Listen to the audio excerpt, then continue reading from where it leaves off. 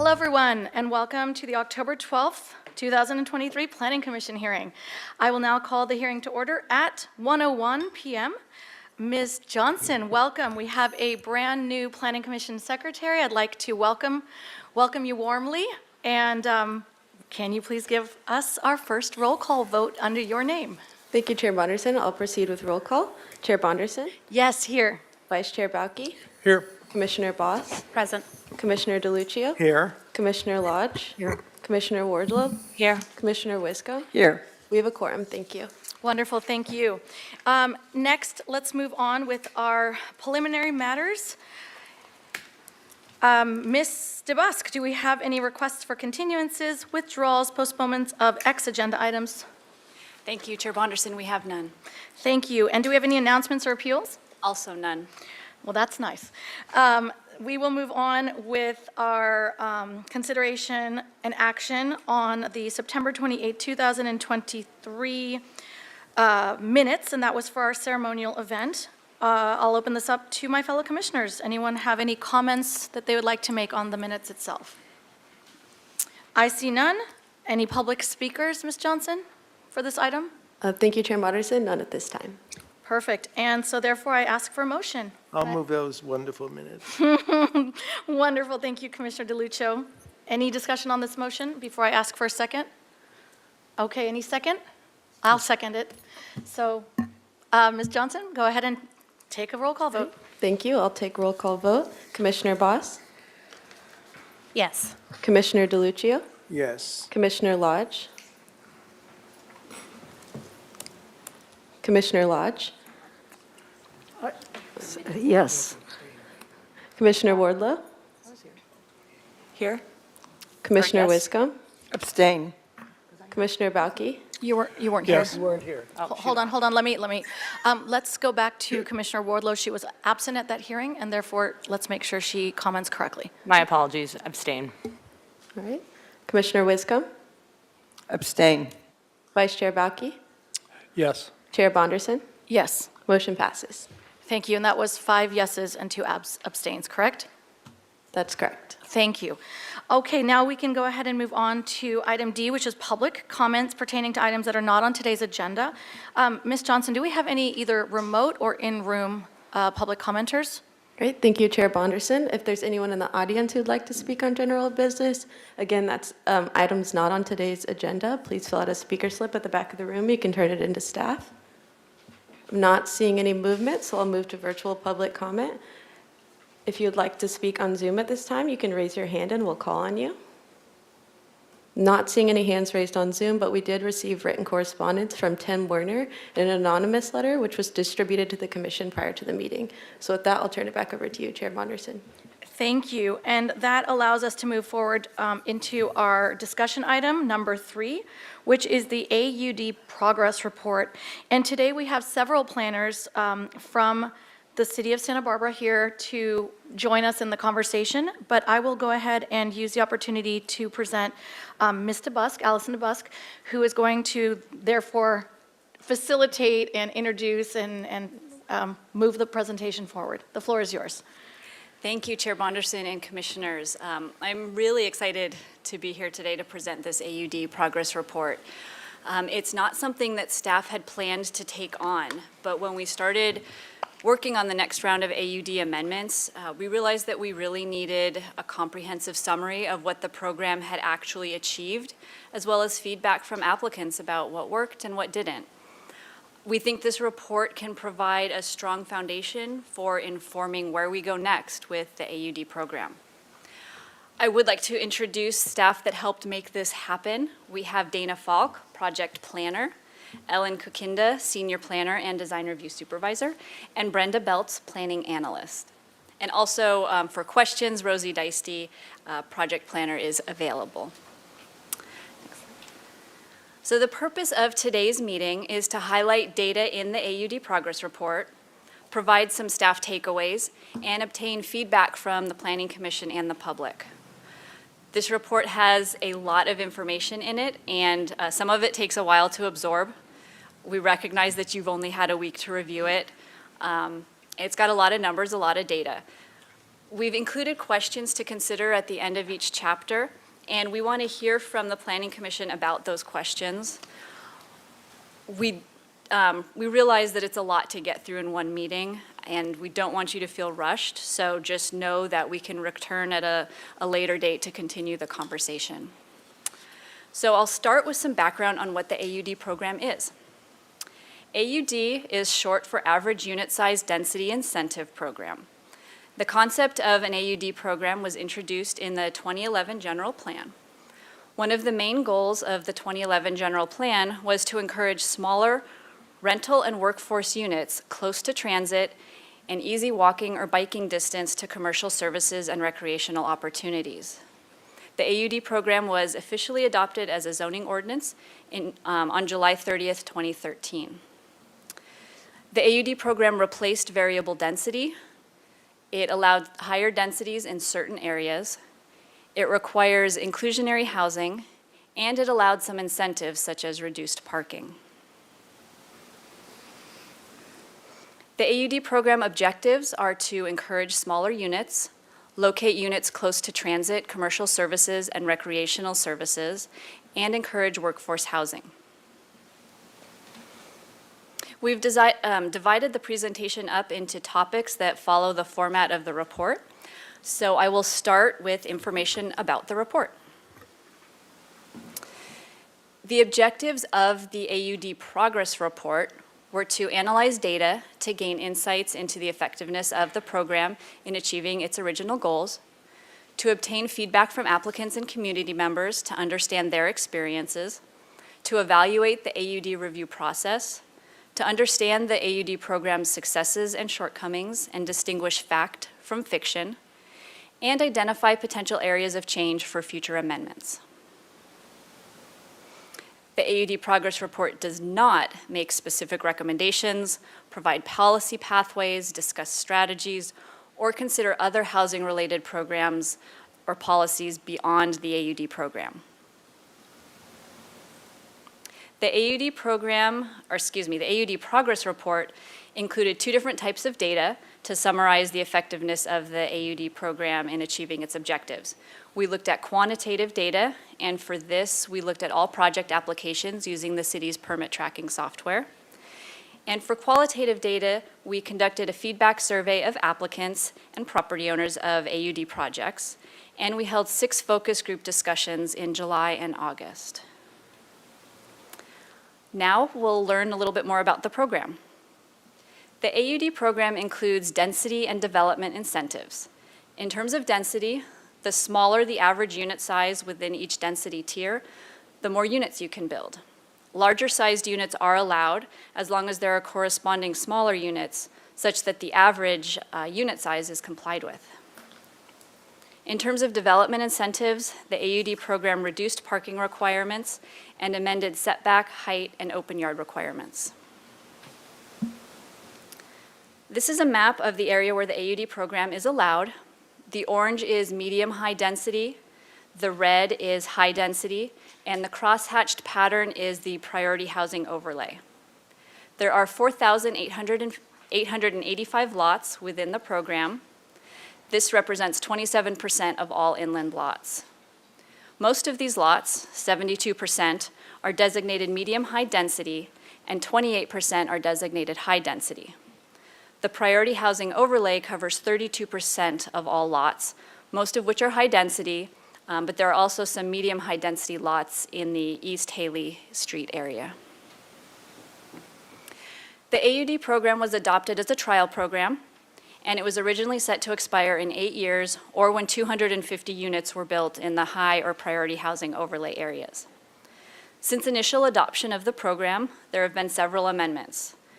I'll highlight some of the most notable ones. In October 2014, the requirement for a PRT, which is a pre-application and Planning Commission concept review, was added. In July 2019, the inclusionary housing requirement was added. And in August 2020, changes were made to the Central Business District to increase density in what's been referred to as the donut hole, which is mostly along State Street downtown, and to eliminate parking requirements in the Central Business District. There have also been amendments to extend the trial period, and the AUD program is currently set to expire on February 15th, 2024. This is a graph of annual housing production from 1994 until 2023. And the rate of housing production has remained relatively steady over the last 30 years, averaging 166 units annually. In this graph, the blue line represents AUD units, and the red lines represent accessory dwelling units. It's important to remember that the AUD program replaced the variable density program. Variable density allowed 15 to 27 dwelling units per acre in all multi-unit and non-residential zones, or commercial zones, excuse me. The AUD program, under the medium-high tier, allows the same density. The difference is that with variable density, your density is determined by bedroom count rather than by average unit size. As an example, under variable density, if all of your units were 3-bedroom or greater, you would get 15 dwelling units per acre. If all of your units were studios, you could get up to 27 units per acre. And then there's a range in between if you have 1 or 2-bedroom units or provide a mix. Under the AUD program, if you have an average unit size of 1,450 square feet, then your density is 15 units per acre. If you provide an average unit size of 905 square feet, then you can get up to 27 dwelling units per acre. The reason that this is important to understand is because it helps to explain why overall the rate of housing production did not increase even though the AUD program allowed for increased density. Again, the increased density was only in certain zones, and if you remember, 72% of lots were in the medium-high density tier, which means they did not get any additional density. Only 32% of lots got that increased density. So, some of staff's key takeaways after reviewing information about the program are that the AUD program met its stated objectives, but not necessarily the perceived objectives. It did not increase the rate of housing production. That has stayed relatively steady for over 30 years. And most lots are designated medium-high density, which was the same density allowed under the variable density program. And now I will turn it over to Dana Falk to discuss the projects. Yes, thanks, Allison. As Allison introduced, I'm going to go over some of the data highlights today, not the entire report. So this is Chapter 3. Now, first off, I want to introduce the projects that we looked at when we were doing this analysis. In total, we looked at 94 AUD projects, and these are projects that submitted a planning PLN application. As you can see, sometimes they were pending, sometimes they were approved. We also looked at the projects that had a PLN application that were approved and were in the building permit stage, either pending or issued. There are 63 AUD projects that have issued building permits. And then of those, we looked at those that are constructed and complete, and in total, that's 43 projects. So as you can see on this map, the range of projects are all over the AUD program area at different stages of completion. There were an additional 45 AUD projects that were submitted for a PLN application that were not included in this analysis because they were either expired or the applicant withdrew the application. So just to note, this report only looks at the ones that are not expired or withdrawn. And then there were 55 preliminary PRE applications submitted for AUD projects. They're not covered in this or the next section of this report. The AUD program is all about density, the D in the acronym. Overall, those 94 projects had a median density of 27 dwelling units per acre. And in each of these density tiers, the median density ranged, but overall, those 94 median averaged out to 27. There are some projects that were able to exceed what the AUD program allowed in density, and that was through density bonus programs. Those are identified on this graphic with a plus sign over the circle. So you can see that these different projects could propose different densities based on how they fit on the site and different zoning regulations that affected site planning. One of the points we want to bring up today is about how we calculate the number of units on a lot based on their density.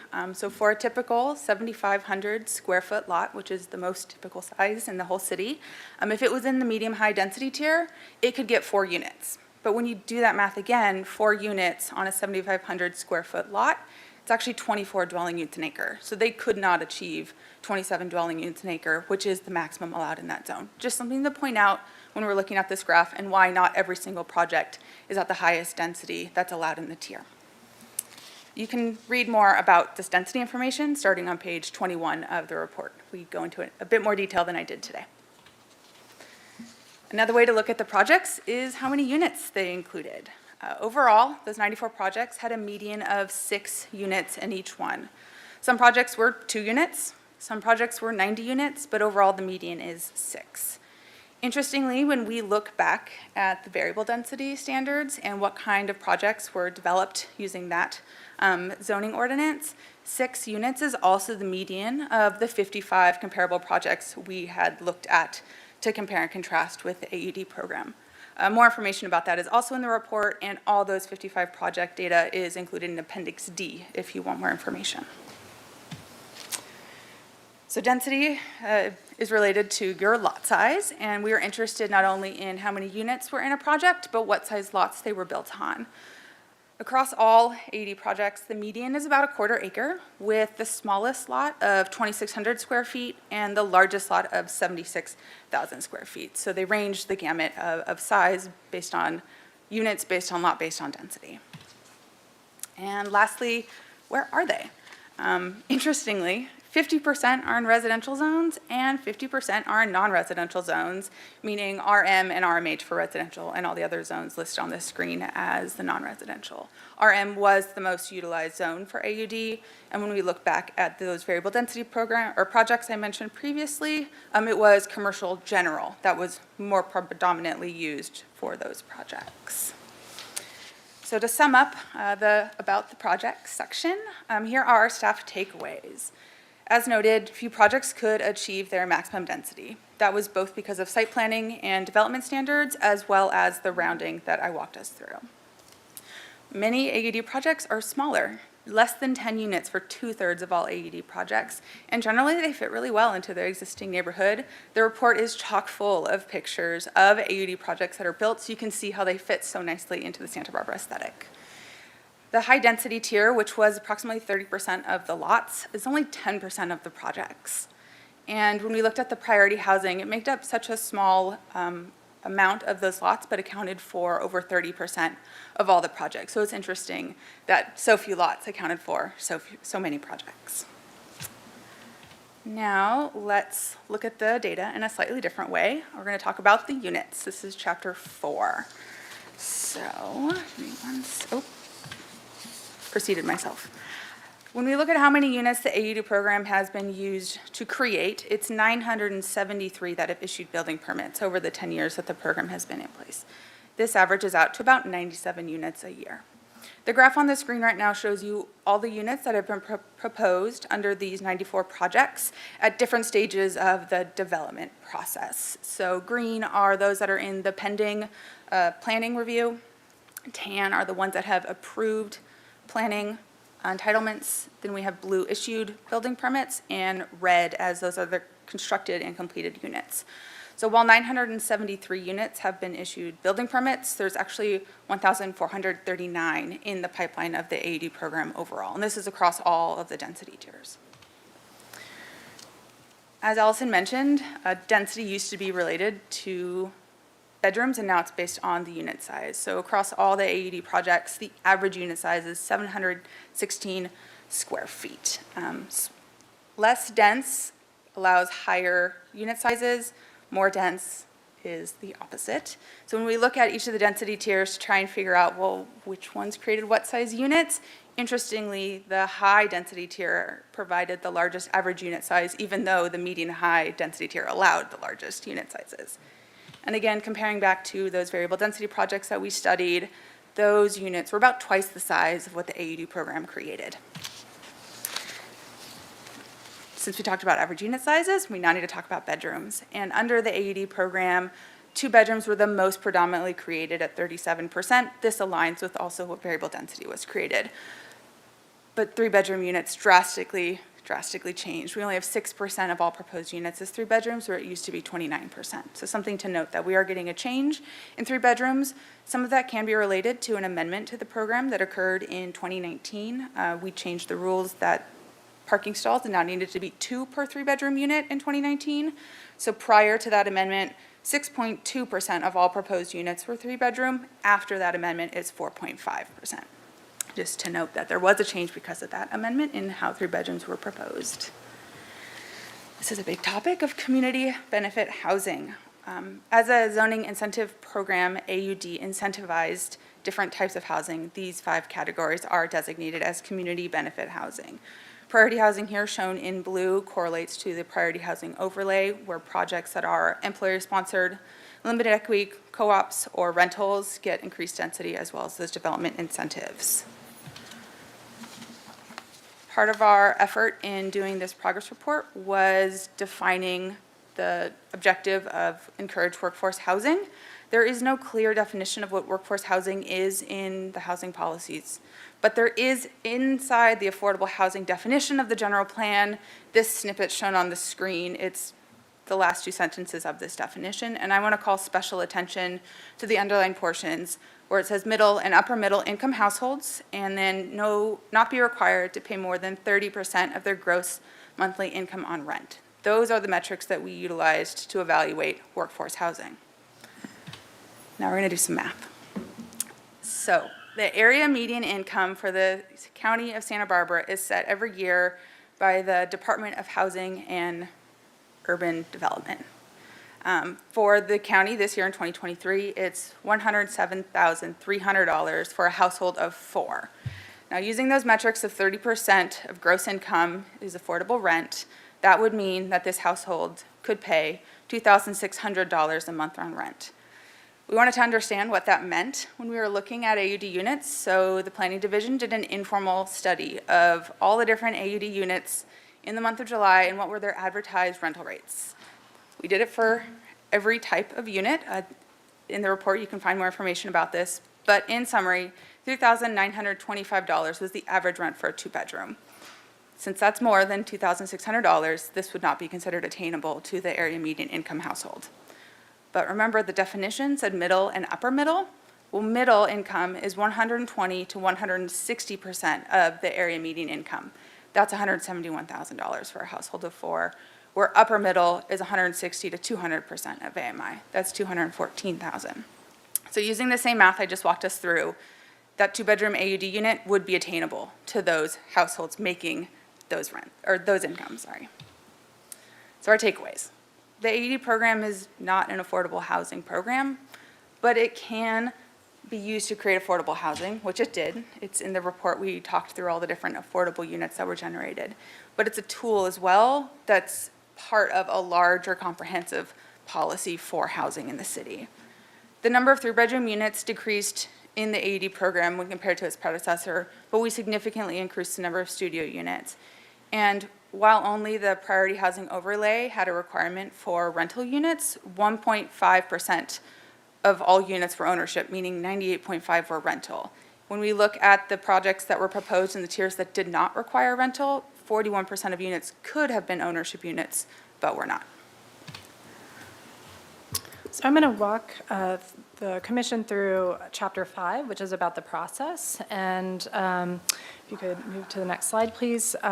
So the permitting process has 3 stages. There's pre-application review, planning application review, and building permit application review. So pre-application review is when an applicant gets initial feedback from either staff or one of the city's discretionary review bodies. And the purpose of pre-application review is to identify big issues that might affect the overall design of a project before an applicant submits a formal planning application. Submittal of that planning application kicks off the formal project, and the path for AUD project approval varies. Really straightforward AUD projects might only need design review approval, whereas the more complex projects require multiple land use decisions in addition to that design review approval. And once a project has its required planning approvals, an applicant will then submit a building permit application where plans are routed and reviewed to ensure that the plans meet all the code requirements and satisfies them. So a building permit can be issued and then construction can begin once all of those reviewers have determined that code requirements are satisfied. And during inspection, of course, or during construction, there's a lot of inspection work that goes on, and the final inspection approval is then what allows someone to occupy a building. I do want to call out that a pre-application or preliminary review is optional for most AUD projects, but it is required for some. Mandatory concept review at the Planning Commission is required for projects developed on lots of 15,000 square feet or greater and that are within either the priority housing overlay or the high-density tier. The mandatory review includes a coordinated staff analysis called pre-application review team, which is the PRT, and then plus concept review by the Planning Commission, and then as well as a concept review at the design review body. Input at the Planning Commission concept review hearing is non-binding, but the recommendations and any kind of comments are then forwarded and communicated to the design review body for consideration. And I just want to kind of remind everybody it's important to consider that and acknowledge that the Planning Commission can discuss project information and issues that are often outside of the purview of the design review boards. So again, design review is really just focused on this aesthetics and project compatibility, whereas this commission has the ability to talk about parking and all the things that people, get confused by depending on what hearing. Of the 94 total AUD projects, 12 of those went to Planning Commission for the mandatory concept review. Next slide. To analyze the data, we measured AUD project timelines by their duration or how long it took from initial submittal to completion. And we also measured project timelines by the number of public hearings a project went through. So for planning application review process, the median duration for all AUD projects to get planning approval is 8 months. Again, that was from initial planning submittal to the approval. And then for building permit duration, the median duration for all AUD projects to get building permit issuance was 10 months from that initial submittal. For our purposes of evaluating AUD and their planning approval timelines, we divided all AUD projects into 3 categories based on their size. And this way we could understand the role of a project's size on the planning approval timelines. So the categories that you see on screen is what a typical small, medium, and large project is. So small projects have 2 to 4 units, medium have 5 to 9, large projects are 10 plus units. And you can see that from the chart, you can see a typical small project took approximately 4 months to get planning approval from initial submittal. A medium-sized AUD project took approximately 5 to 6 months. And then, as you might expect, large projects took longer to receive approval at approximately 15 months. AUD planning approval times vary. The timeline approvals vary. So you can see in the hatched areas to the right that there are some outlier projects that took significantly longer to get approval.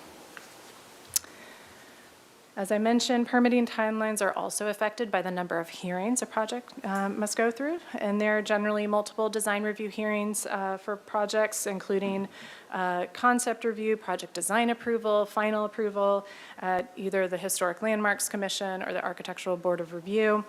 A project could be subject to 1 or multiple hearings at Planning Commission for the mandatory concept review that I discussed, or a necessary land use approval. And then lastly, in some instances, a project may have to go to City Council if there's an appeal. Approved AUD projects typically required 5 public hearings as the median, and the most common number of hearings for approved projects range from 4 to 6 hearings. With that said, again, if you look at the screen, a handful of projects did take over 12 public hearings to get through the planning approval stage. And I see heads shaking. I think we can all agree that's not ideal and not what we're looking for. Next slide, please.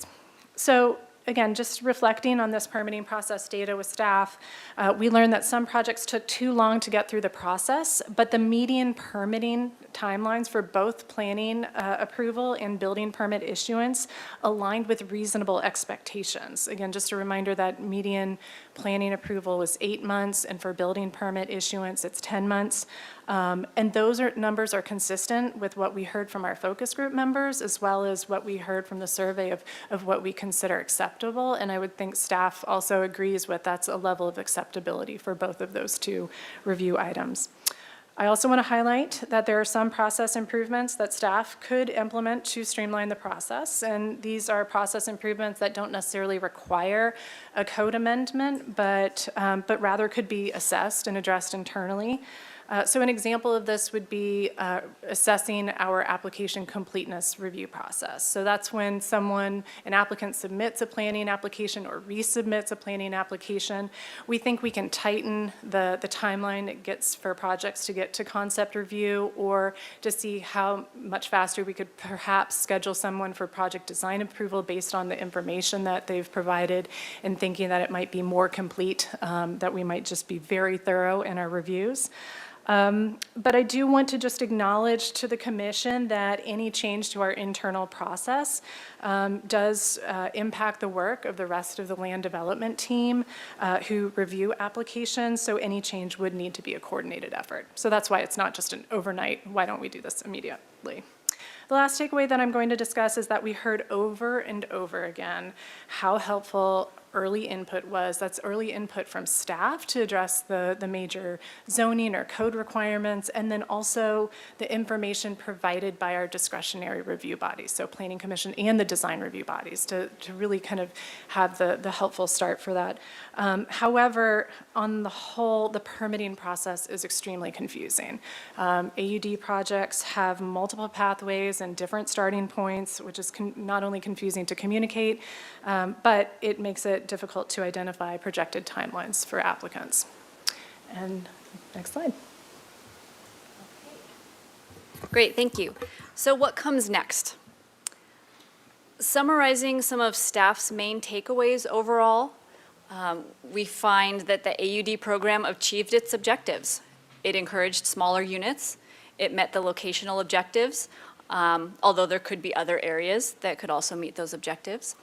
And it did encourage workforce housing because the housing developed is attainable by middle and upper middle income households. Also, AUD is not synonymous with big development, which is typically how it's associated. 2/3 of all projects are less than 10 units, and 1/3 of the projects are 2 to 4 units. And most of the buildings are less than 30 feet tall. Also, we heard a very strong preference from developers for the in lieu fee to be the mechanism to fund affordable housing rather than building the units on site as part of the project. And also, the rate of housing needs to increase significantly in order to meet the regional housing needs assessment number that's been provided to us. So we're looking to hear feedback from the Planning Commission to inform future direction of the AUD program. And critical to this is to understand how much you want to move the needle on the rate of housing production. We can leave the program the way it is, because technically it's meeting the current objectives. Or we could make some minor tweaks that would potentially eliminate some of the constraints to housing and hopefully increase production somewhat. Or we could make significant changes to the program to more strongly encourage increased housing development. What makes this a little bit more complicated is determining if we want to incentivize all housing, or if we only want to incentivize deed-restricted housing, and if so, at what affordability level. So it's a very layered and nuanced thing. Finally, this concludes staff's presentation, but because there is so much content to discuss, I wanted to propose the following sequence in order to better manage our discussion today. First, we'll go to public comment, and then we'll take general questions from commissioners. And then we'd like to get the commissioners' general comments on the report itself, as well as the AUD program overall, including kind of that feedback on the rate of housing. And then we'll go through the specific questions listed for each chapter. We may not get to all of these, we might only get through half of it, and that's fine. We'll just see where we land. We don't want everyone to end up tired and cranky, so we'll just see how it goes. Okay, thank you. Thank you so much for that presentation. Thank you to each one of you. Next, we'll go to public comments. So, Ms. Johnson, could you go ahead and let us know who may be here to speak?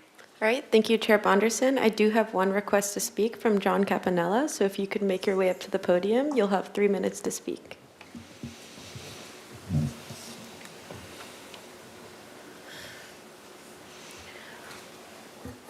Good afternoon, Chair Bonderson and Commissioners.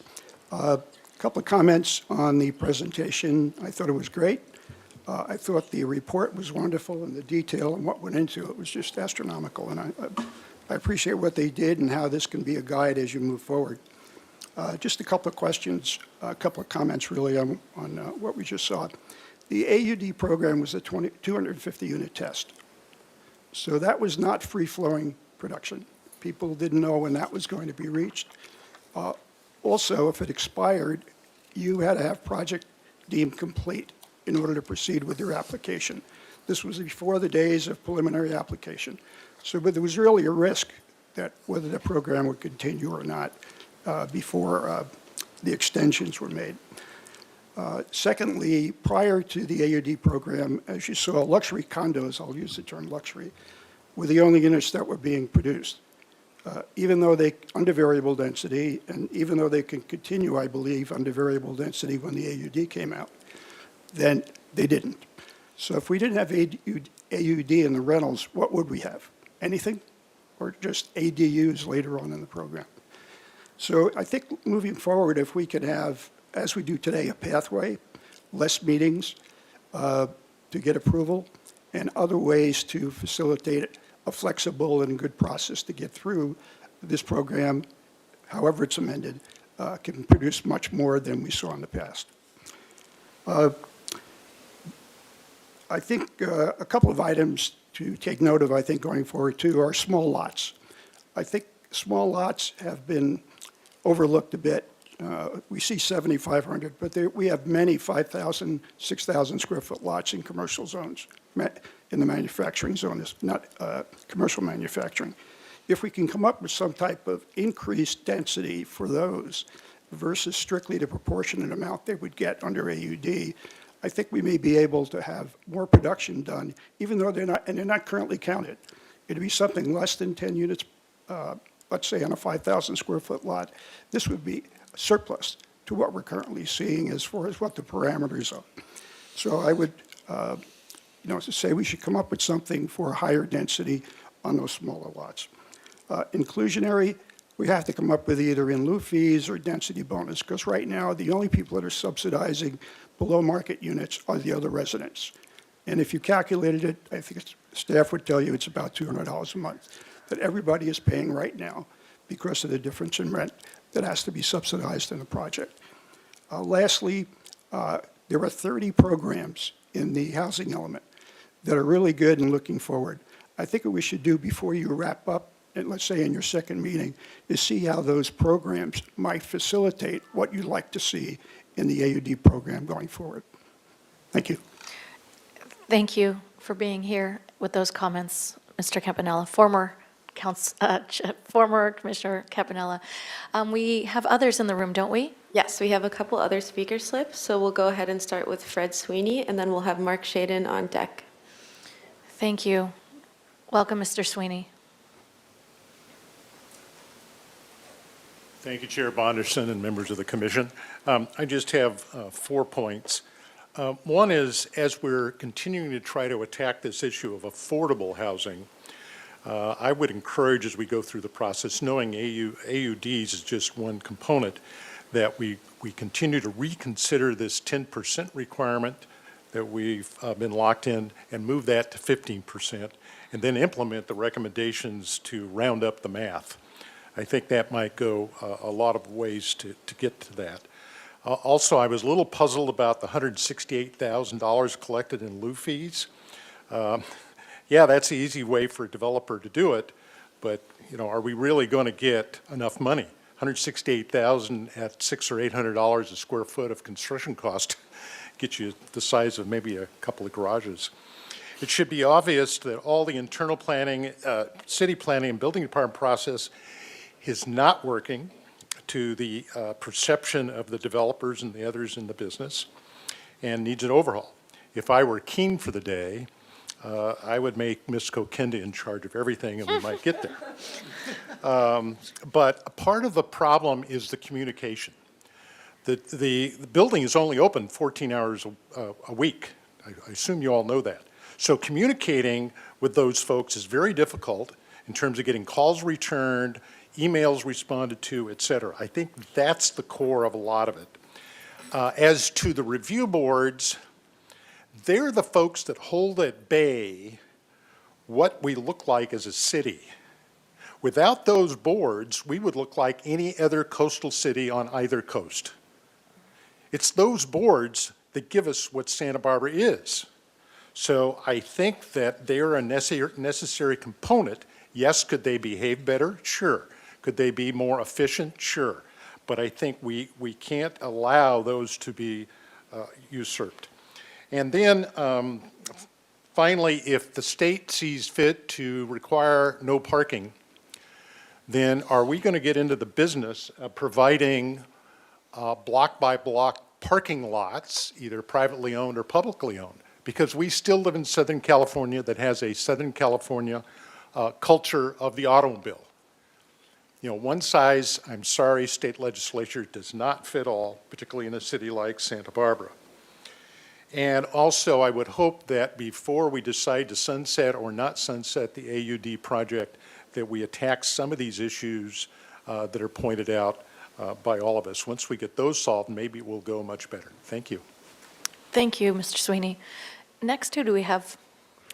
So up next, we have Mark Shaden, if you can make your way up to the podium. Thank you. Welcome, Mr. Shaden. Sheridan. Sheridan. Mark Sheridan, thank you. And yes, I was in on the early iteration of the changing it from the old standards to this new experimental program, it was called then. And there was a lot of expectation and a lot of hope. And I'm glad that staff brought up that we're here today to help you understand the neighbor's experience. And it all hasn't been a great experience for neighbors of AUD projects, especially larger ones. Today we've heard a lot of numbers from survey and focus groups, but I'm a little concerned. To back up the last speaker, I would like to dissuade you from fast-tracking and streamlining. Our boards are important. Our standards are important. I have a historic home, and it's a shame what happened next door. These are unintended consequences. I'm hoping these are unintended. We've lost the quality of life, and we've fractured neighborhoods. Substantial changes happen when an AUD is built in your neighborhood. Density comes with a cost to our neighborhoods. Have you thought about the loss of night sky? Evidently, planning requires so many lights, and there's no real control as to how bright a bulb that's going to be. Things like industrializing the neighborhood as far as they've consolidated the mailboxes and put them out on the street. Now it's another target for the,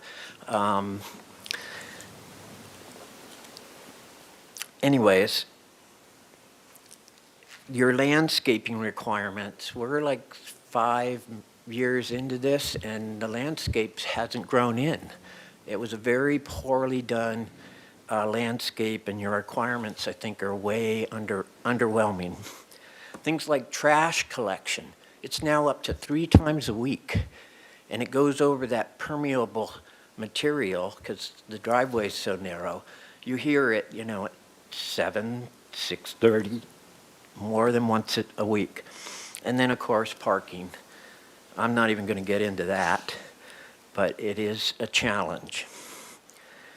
And then trying to work with you and perhaps create a benefit for multi-generational families. And I request that you really look at larger projects in a different way, especially anything that merges lots. Thank you. Thank you very much for your comment. Okay, that is all the speaker slips I have at this time, and I'm not seeing any further movement, so I'll go ahead and move to virtual public comment. I do have a couple of hands raised, so I'll go ahead and start with Ron Robertson, followed by Jessica Wishin. So Ron, I'm going to give you permission to speak, and you'll have 3 minutes to speak. Thank you. Can you hear me? Yes, we can hear you. Great. Okay, so my name is Dr. Ron Robertson, and along with my mother and brother, we own the Balboa Building at 735 State Street. So to get some information, I hired our architect, Brian Cornell, to look into how many units of housing we could put in an 80+ thousand square foot building, which is the Balboa Building. And he came back, and the number was startling. It was 30 units. I guess that's based on our lot size, but 30 units would basically take up 2 floors. I want to repeat that we are not looking to put housing into the Balboa Building. Thank God the news press went out of business, so that won't be front page headlines. But I think we need to look at the lot size and the height of buildings and incorporate that into your arithmetic. And on a side, I think my daughter, Brooke Robertson, would say hello to Devin if she was here. Thank you. Okay, up next we'll have Jessica Wishin, followed by Steve Johnson.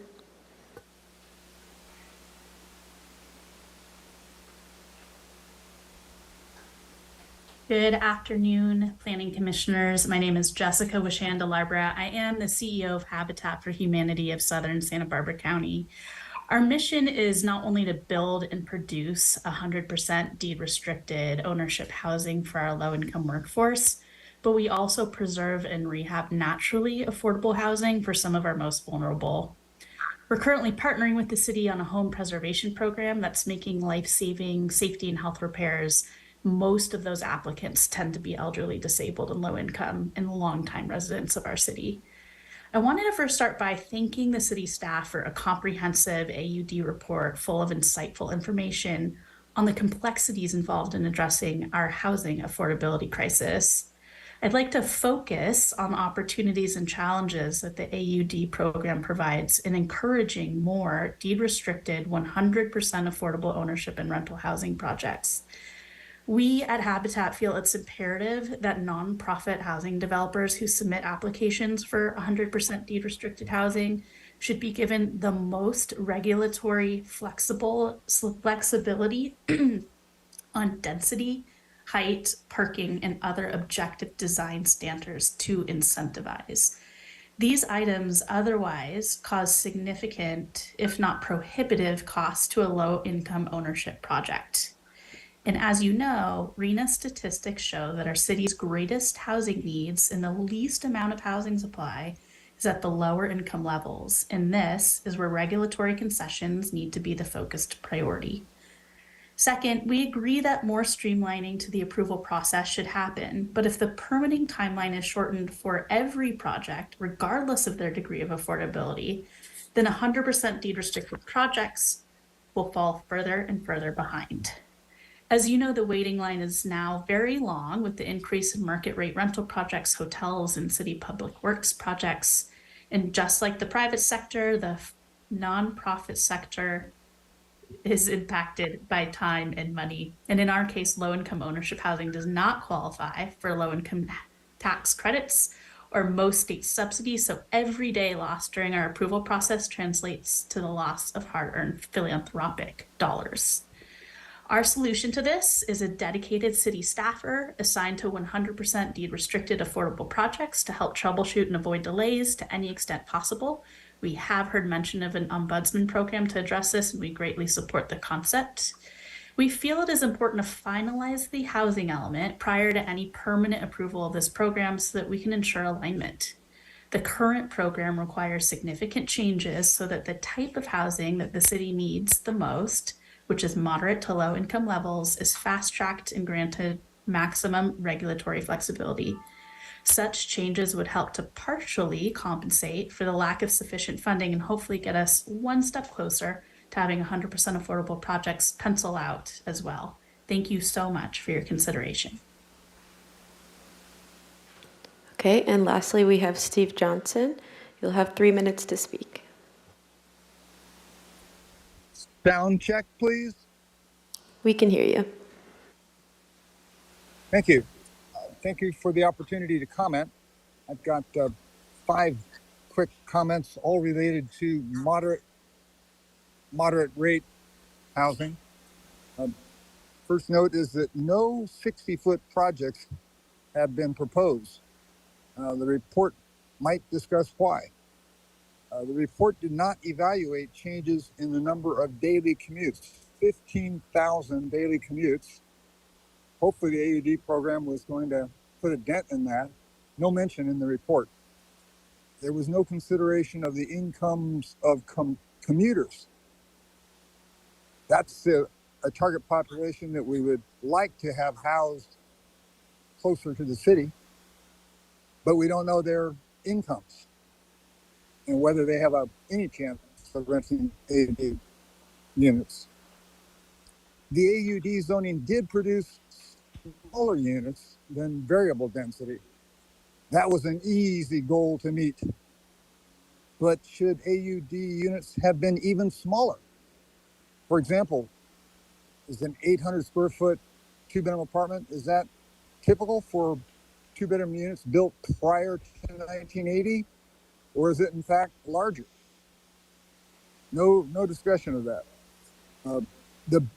In addition, the benefits of smaller units were nullified by 9-foot ceilings, workout rooms, wet bars, granite counters, and non-required parking spaces. The question is whether AUD program promoted affordable housing or gentrification. Last item is the report incorrectly identifies 820 units of moderate income housing as a goal. The goal was actually 13 units. That's the figure shown in a housing task force fact sheet. I apologize, I'm outside next to an Amtrak. The actual goal was just 13 units. The report might discuss why the goal was so small compared to the RHNA allocation. In addition, the actual production of moderate income market rate units was 0. Thank you for your time. At this time, we don't have any other hands raised on Zoom, but we did receive written correspondence from Polina Khan, Allied Neighborhoods Association, Pat Saley, League of Women's Voters, Citizens Planning Association, and Joanna Kaufman, which was distributed to the commission prior to the meeting. So with that, I'll turn it back over to you, Chair Bonderson. Thank you, Ms. Johnson. And based on our preparatory period between myself and Ms. DeBusk this week, we've decided to manage this question and deliberation period just a bit differently today. First, we will ask commissioners for their general questions, and then we will do general commissioner comments. After that, staff will guide us, Ms. DeBusk particularly will guide us through specific questions that staff would like specific answers to, and those will be broken down topic by topic and guided by staff so that we will be answering the set, I believe it's the set of 3 questions per commissioner. We'll go through all 7 commissioners before we get to the next series of questions.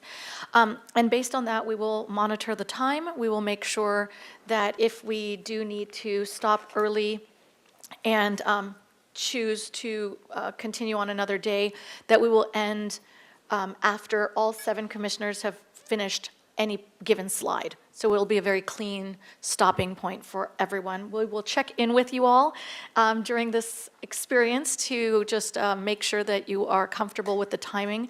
And please remember, we may need to stop early. We expect probably to stop early because we do need to get to the next item today. So it's a little different than usual, but Mr. Busk will help us manage that. Yes. So I would like to open the question period to my fellow commissioners. And we have Commissioner Wiscombe to start us off. Please go ahead. Thank you, Madam Chair. I just have a couple quick questions, and I want to thank you all for the presentation and the excellent report. It was just really great to see.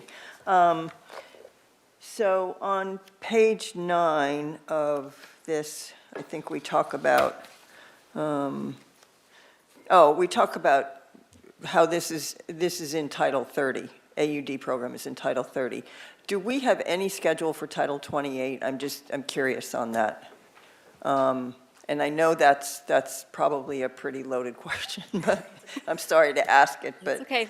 you know. Commissioner Wiscombe, no, there is no schedule for Title 28. The initial plan was to do the cleanups to Title 30 so that we were taking a cleaned up version to the Coastal Commission, but we haven't finished those cleanups yet. And yeah, the timeline, it's just out a ways, and so it's not the top priority, especially because there aren't that many multi-unit areas within the coastal zone, so the impact would not be that great. Okay, I'm actually thinking more about short-term vacation rentals and things like that have impacted our housing. And I understand that, and we kind of keep escalating the cleanup items, I think, on Title 30. So, okay, thanks for that answer. And then on page 12, this is a very specific question because I didn't understand this. On page 12, it says the asterisk, is that right? Page, oh, no wonder I'm on the wrong page. Oh, I think it's, hold on, I think it might be page 12 of the report. Hold on. Yeah, page 12 of the report. It says, under table 2.1, it says, all lots in priority housing overlay are also counted in either medium or high. So does that mean they're double counted? Or, I don't understand the comment, or the point. Can you explain that a little bit? Oh, I'm sorry, I didn't mean to. If this hadn't been such a huge document, I would have gotten some of these questions to you ahead of time, I guarantee you. That's So. okay. Commissioner Wiscombe, it overlaps. The overlay overlaps the other two. So if it's in,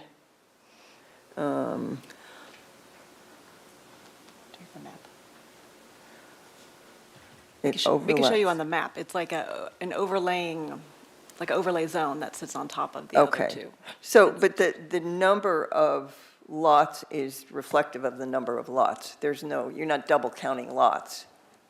Is that right? No, they're double counted because it's both. Some lots Oh, might be I see what both you're saying. medium Okay. and priority at the same time. So it has to do with this. Correct. Yes, Yeah. if I may ask Ms. Johnson to switch back to the PowerPoint, we do have the map on screen, so you can start to see the overlay and how it there are 2 tiers that are covered. Yeah, okay, I get that now. I actually printed this out for reference, so, didn't mean, okay, thank you for that. And then, on page 43 of the report,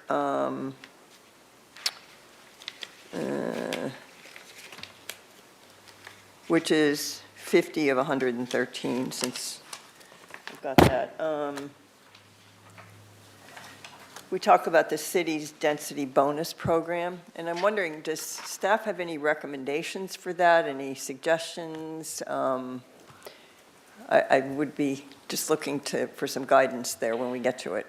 Chair Wiscombe, or Commissioner Wiscombe, we don't at this point have specific recommendations, but I personally think it is very important that we amend our city density bonus program because right now everything extra has to be at the low income rate, and that just doesn't work for anybody. So I think we need to put some flexibility in there to address different income levels and maybe make it a percentage rather than all of the extra units. But it's something that we're definitely going to need to think about to see what is an appropriate level. Okay, so really, we need more flexibility in the income levels, since it's all, is it all low or very low? It could be low or very low. You can Low always or go very low. lower than what we call out. Okay, okay. Good, thank you for that then. And then on page 44, oh no, I don't need to go there. I think that was just a typo. On page 45, we talk about attainable housing. So I'm trying to, we're throwing out a lot of terms here. So is attainable housing, can someone describe that in relation to workforce housing and just kind of put a bow on this whole thing for us here? Or maybe we don't want to introduce a new term? I don't know. Ms. Deisty's laughing, I don't know.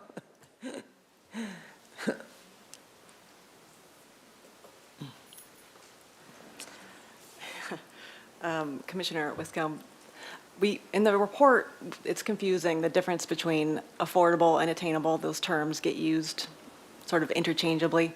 We wanted to make a distinction between deed-restricted affordable housing, sort of what we call capital A, affordable housing, and then housing that is naturally attainable to people, not so that it doesn't cost more than 30% of their income, but it isn't subsidized.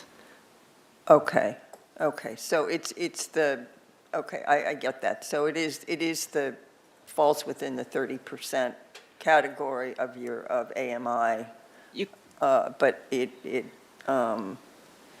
it's not deed restricted. Correct. It's Okay. sort of naturally affordable by design. Right, okay. So that would probably be more of our smaller projects that are, a few units or something where.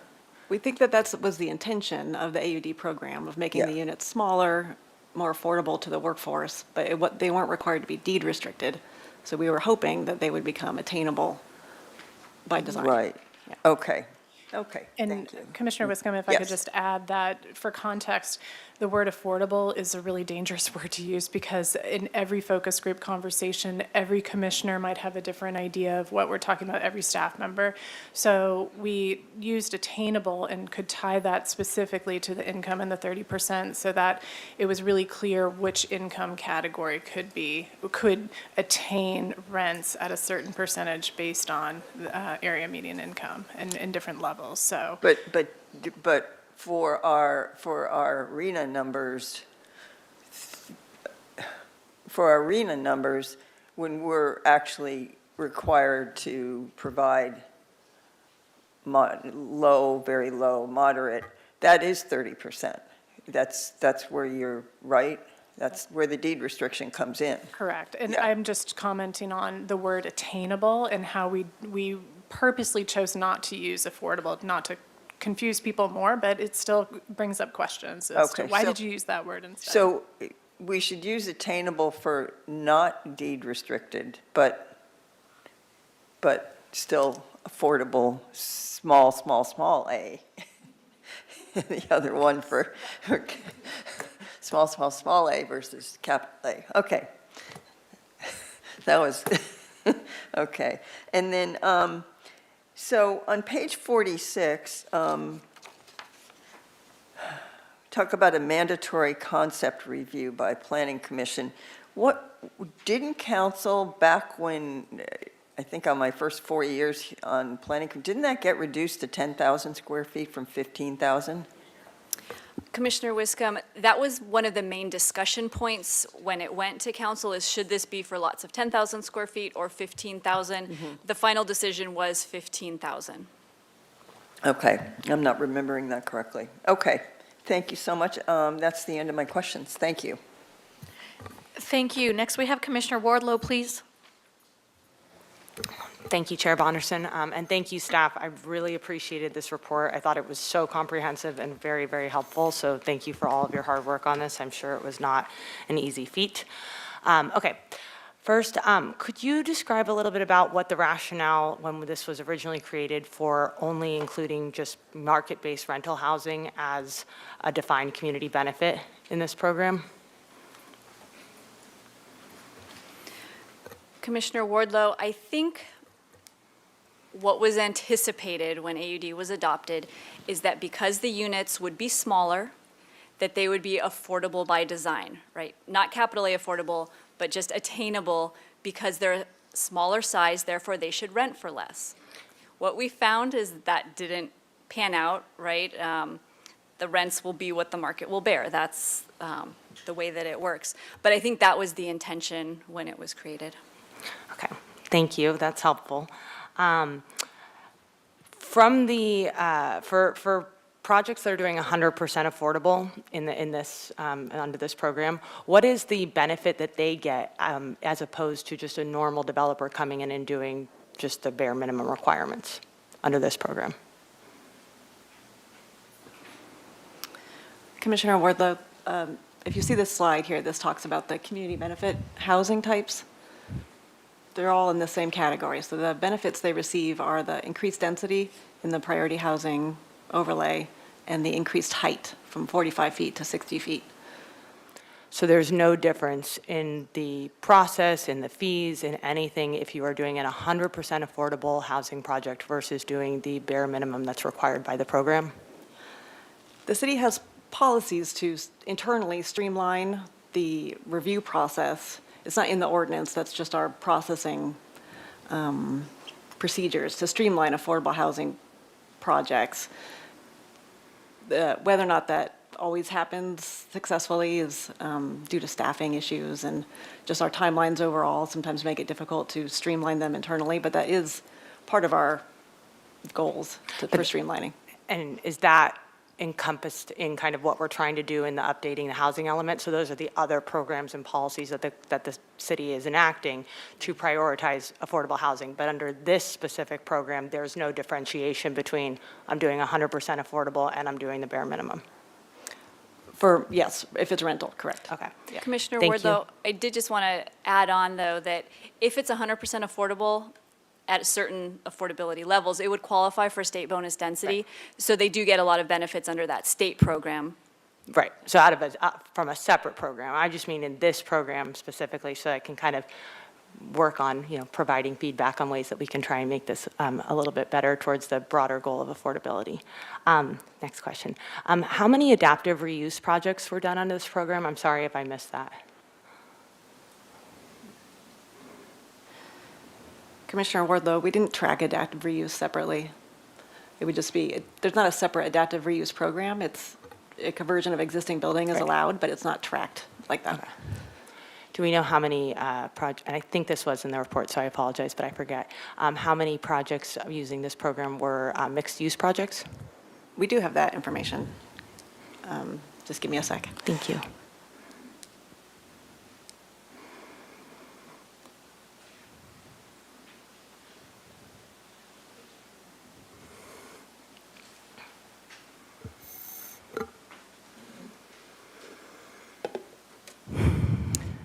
That information's on page 29 of the report, mixed-use projects. 26 AUD projects are mixed use, which is 28%. Great, thank you. What is the current, how do we currently structure the in lieu fees? So if a developer is not going to create the, affordable unit, what is the kind of structure of how we go about assessing what that fee is? Commissioner Wardlow, I don't have the ordinance open in front of me. I can do that, but I believe it's $25 per square foot. Okay.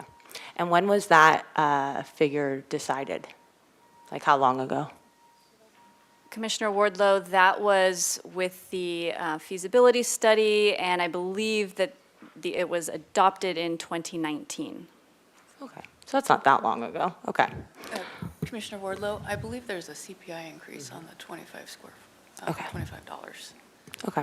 I had a question on when the in lieu fee is applied, is it, and I think this is noted on page 50, but I was a little confused, is it saying that it's for all projects above 4 units or above 10 units? like that's an eligible option. Commissioner Wardlow, every project that's 10 or more units has to provide on-site affordable units. If you're less than 10 units, you have the option to provide 1 unit, or you could pay the in lieu fee. Okay. Thank you. So all units below 10, you can do an in lieu fee? Okay. Can you describe why workforce housing, or how we've come up with the term that workforce housing is defined as middle and upper middle income? Because to me, that is, that's looking at above $171,000 a year as workforce housing. And when I think of workforce housing, I think of, our individuals that serve us at restaurants, nurses, firefighters, and I don't, that's a significant, that's a high income for workforce. Commissioner Wardlow, the reason we use that is based on the definition that was in the general plan for affordable housing, which calls it out as middle and upper middle income households. So that's where one of our questions comes from is, are these objectives the ones we actually want, or has something changed and maybe there's a different category we're trying to hit? Okay, wonderful. And Commissioner Wardlow, if you would allow me, I just want to finish a thought on this. So just to be very clear, Ms. DeBusk, something we could talk about today is changing this definition. Chair Bonderson, this is in our general plan, so no, we cannot change the definition of affordable housing, but you could provide guidance as to what are the objectives that you want to see from the AUD program moving forward. So when one of the key priorities is workforce housing, we could change that priority to be more affordable housing, or something that actually addresses affordability versus such a high income level. Yeah, Commissioner Wardlow, the objectives that we called out are kind of what we teased out of the general plan policies. They're not specifically listed. It just talked about housing that's for the workforce. So I do think that in commenting on the AUD ordinance itself, there are different targets that the commission could give guidance as to what we're trying to hit. And we're also going to be looking at housing element policies that will kind of guide that as well. And with your permission, Commissioner Wardlow, I just, again, follow up. So in other words, we can't change this definition because it's not in this document, but we could introduce a new definition or a new description to help support the direction we may want to go if we choose to talk about the median in a different way. Commissioner Bonderson, that's correct. And I guess I wasn't entirely correct when I said we cannot change that definition, right? We could change it. It's just a general plan amendment. Not here today. Correct. Got it. Thank you. But we can refocus, right? Like one of your questions is, should we refocus? And, given that this is one of 3 focuses, this That is can be correct. refocused in a different way, right? We're not Yes. changing the definition of workforce housing, but we could change the focus to be on below market rate housing. That's correct. Okay, all right, great. I don't know if you're going to know this, but so in understanding that a lot of the projects haven't gone to maximum density for a variety of reasons, was when we created the zones of where these projects could be, was the thought that they would go to maximum density? And if we were to look at expanding the zone, is it possible that the cost of land in these other zones that we didn't look at could be less than the zones that we're looking at today? Commissioner Wardlow, I don't think we expected that all projects would build to their highest density. When we did the calculations in the housing element for what we expect, we used a very conservative estimate. It wasn't near the max of the density, and I think that was just based on the historical patterns of development. We wanted to be realistic about how projects would develop. If we were to change the zoning on other parcels, what we've heard is when we do that, it increases the value of the land. So I think that could be a market response to us increasing densities. Was one of the reasons that we have a more limited zoning on for this project, I would assume, would be neighborhood compatibility issues and concerns around, putting in larger multi-unit developments in a more, single-family residential area, right? Okay. I'll deal with that later.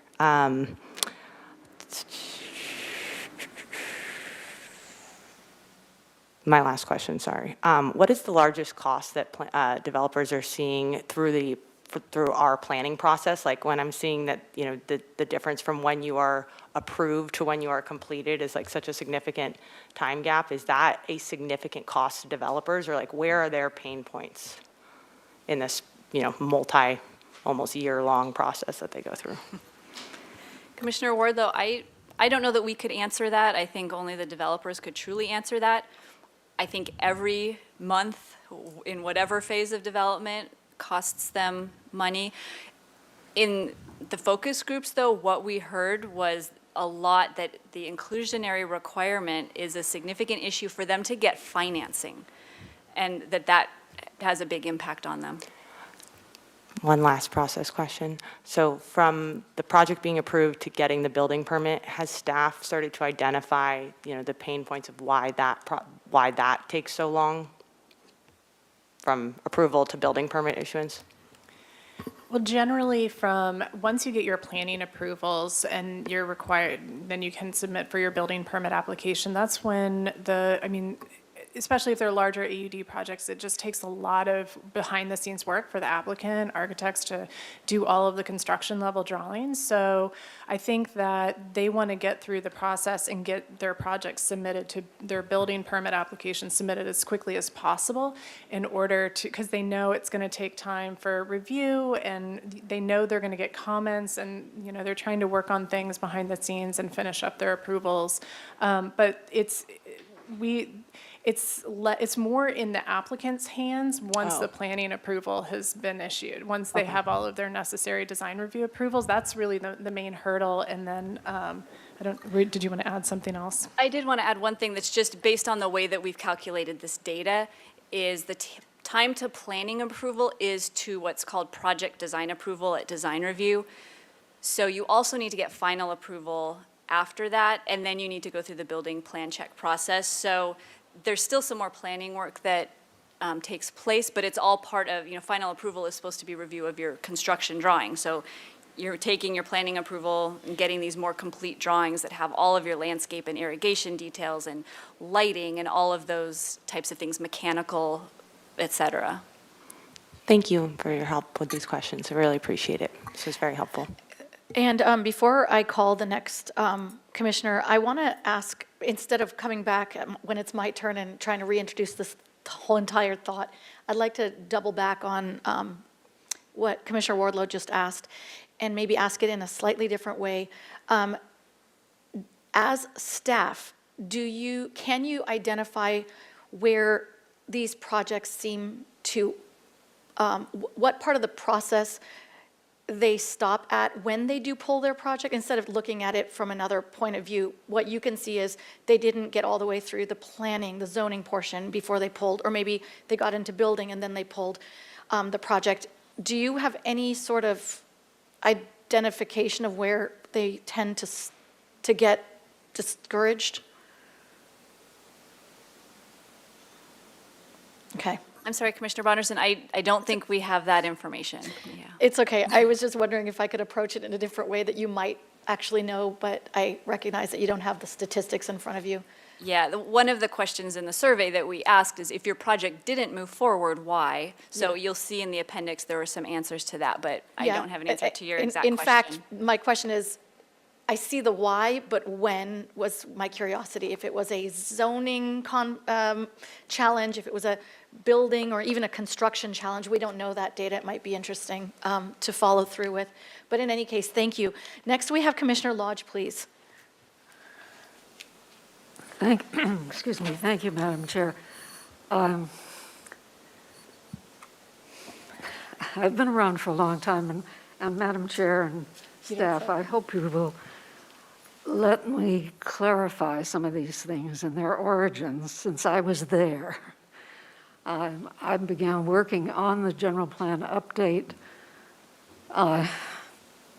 as chair of Citizens Planning Association's committee on it. And then I was appointed to the Planning Commission and came on in January of 2009. And I was put on the subcommittee for the Planning Commission, the ad hoc subcommittee on the general plan of the Planning Commission. So I was at I think I was at every room 15 committee meeting, that was the subcommittee of the city council, which, as an ad hoc committee, there weren't records kept and so on. It was somewhat less informal and so on. In any event, I think the reason it's just rentals is because some of us thought, well, through the process, the development community kept saying, increase the density, we will then be able to build workforce affordable housing. And which was what everybody had as a goal, that this would be created by any special change or zoning. And there were those who, in the community, there was a lot of dissent between the two sides, those who wanted up density everywhere and those that didn't want up density anywhere. And it was, the discussions in room 15, we were getting bogged down, this kept going on and on. And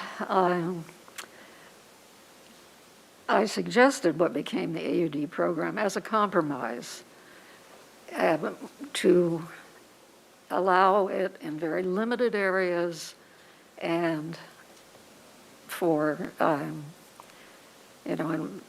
as the program came out. And it did include La Cumbre Plaza area and basically what it became, although I suggested much lower density number, but council upped that and so on. And those who were for upping density everywhere, the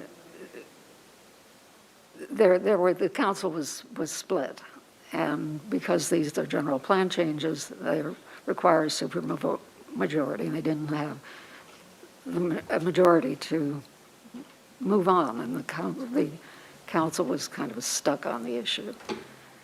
And it was sort of the development community says they can do this, okay, you all can, here, prove it. Sort of what was going on in my mind.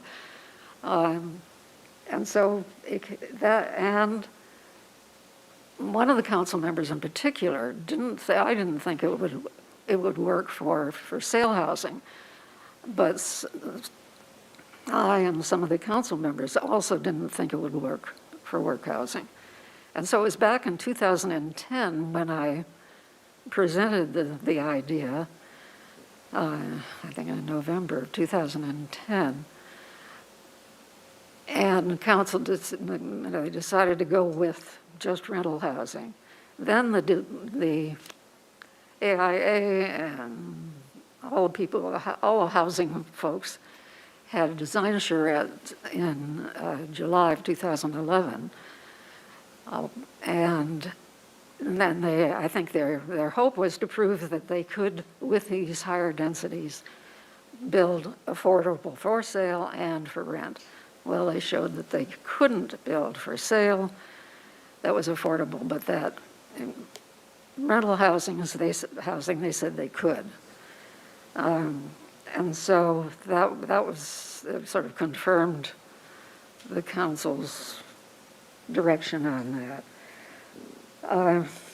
Community benefit was something that showed it was a section of the previous general plan which dealt with the big thing with that was what was called Measure E and regulating job growth, trying to improve the jobs housing imbalance. And it applied to things like hospitals or, well, even one of the things like if somebody wanted to build a theater and they needed the tall part for that sort of thing, or affordable housing. It never was. And I was at all these meetings and nobody ever talked about applying it just to rentals. And somehow or other it appeared in the general plan. And the city council Commissioner Lodge, I don't want to interrupt, Yeah, I stop know, your I'm train of taking thought. I time. just have a question for you. Yeah. Personally, I just want to share with everyone in the room. I completely value what you're sharing, and now I want to ask you some questions, but I know that's not what we're supposed to do. Do you have questions specifically that come from your knowledge or background that maybe you want to ask Well, I how we guess got here? Or maybe you know I the guess answer? I'm answering, trying to answer Commissioner answering our questions? Wardlaw's Okay. questions. Okay, I just wanted to be Yeah, clear, because I wanted to yeah. make sure we're listening in the right way. Okay, well, thank you. I'm taking way more time than I intended. Anyway, back on February 15th, 2022, well over a year ago, the City Council unanimously approved a motion which included deleting the reference to rental housing.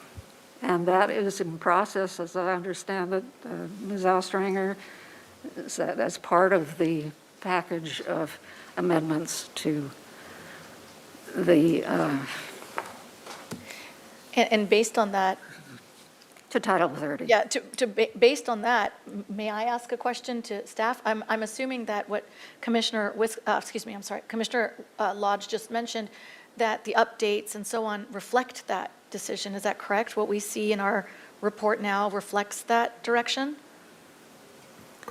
Chair Bonderson, that direction was given by City Council when they were considering the FAR, and instead of going with FAR, they gave this motion and some direction. We have not come forward with additional amendments since that time, so no, we have not incorporated that into anything yet. That will be considered along with all of the feedback today to put together a more comprehensive package rather than bringing bits and pieces. Okay. So it's in the bucket with everything else. Commissioner Lodge? Excuse me, Ms. Ostrander, didn't you tell me that it was in the packet of amendments that are being prepared, or? Chair Bonderson, Commissioner Lodge, yes, it's in the larger package that Ms. DeBus just talked about. Oh, okay, so I thought, but okay, well, So just in other words, what you pointed out is being worked on. It's in the bucket of all the other things that we're going to be updating and amending. It's just not reflected here today yet. yeah, well, and I do want, it is, I did want to point out that the council said unanimously, remove that. And I mean, it doesn't make any sense that any rental unit is a community benefit. Right. When it's market rate, most of the time. Okay. There is one adaptive reuse project. Oh, I just saw the address for it. It's on State Street. It's above where, had a French name, the kitchen place. It's upstairs there. Sur La Table. Sur La Table, thank you. It's an adaptive reuse project where the upper floors are being converted into housing. So I did have a question for staff on the number of hearings. Are there so few projects that have come through under the state law that limit the number of hearings, that it doesn't show up in the statistics, or hasn't? Chair Bonderson and Commissioner Lodge, the difference is the state law limits it to 5 hearings once the application is deemed complete. We have a lot of projects that go through multiple hearings before they're deemed complete to get feedback, and we think that's very helpful, but that's part of what is pushing the numbers up. Okay, thank you. All right, thank you. That's all I have to say for now. Thank you, Commissioner Lodge. And actually, thank you, Ms. DeBusk, for making the statement you just did. That was the clearest I've ever heard it.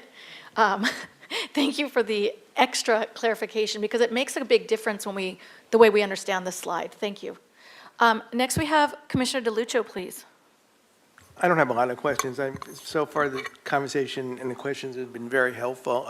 I did want to commend staff, obviously, for the thorough report, and it was a lot to absorb in 1 week. I just want to throw that out. And I did have some questions, I think, about the definitions. You've answered the question about community benefit. As we go through this process, we may be redefining the community benefit, what it means, and as you know, I also, the other question was about workforce housing. I've been wrestling with that also. That's the first time I did see in the general plan that there was a definition. Whether that is a definition we would want or not, that's something, even though we'd have to do an amendment to the general plan to change it, it doesn't mean it's not possible, correct? Commissioner DeLuccio, that is correct. And I guess with the AUD, the overriding objective of the AUD program was, my understanding is, it's not an affordable housing program. It was a priority rental program. So, but it seems like it doesn't seem like it has evolved that way. It seems like it's evolved into a vehicle to create more affordable housing in the city.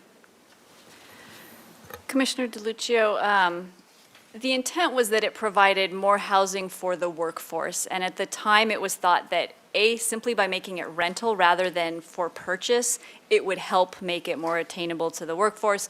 That combined with the smaller units, thought that it would naturally be more attainable.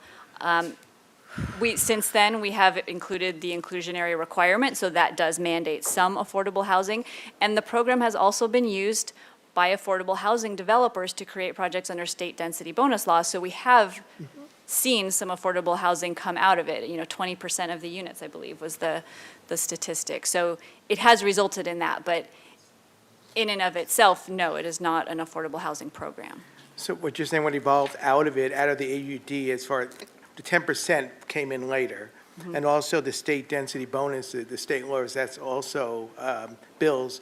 Because I know that they're using AUD for the projects, and then on top of that, they're using state density bonus, some of the state bills that were passed. So so is that something we'll have to reconcile when we have our broad discussion about the AUD program? Commissioner DeLuccio, I think it's a very important thing for us to all keep in mind, because we need to recognize that whatever we do, project proponents can use that on top of what we do. We also need to understand what the state's going to allow. If you do certain things, you get to use concessions to waive things. And so it's something worth considering if we want to develop our own program that offers a different pathway for a different type of project. I just have two more questions.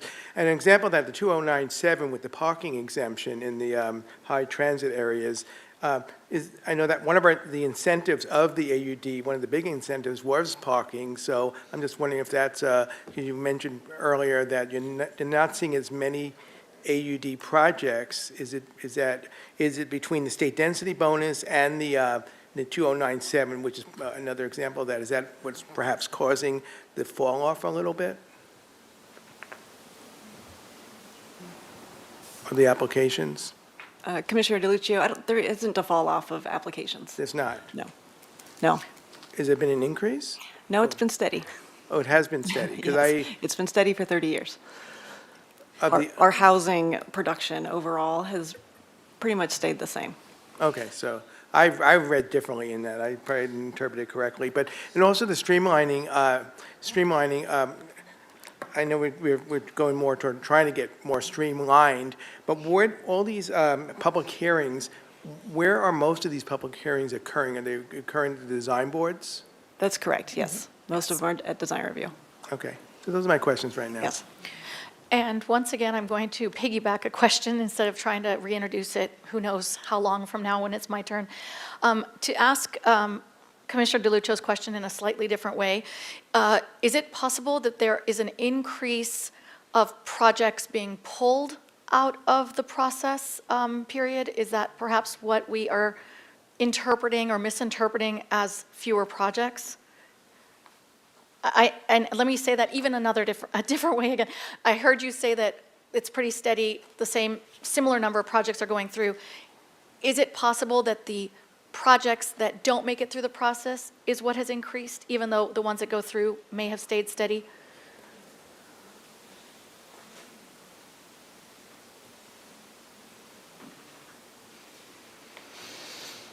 Chair Bonderson, I don't know if we have data on, we didn't really study the projects that fell off the process. I mean, we know they're there, but we didn't study why as part of this report. But this table here kind of just shows all the applications and the various process that they're in.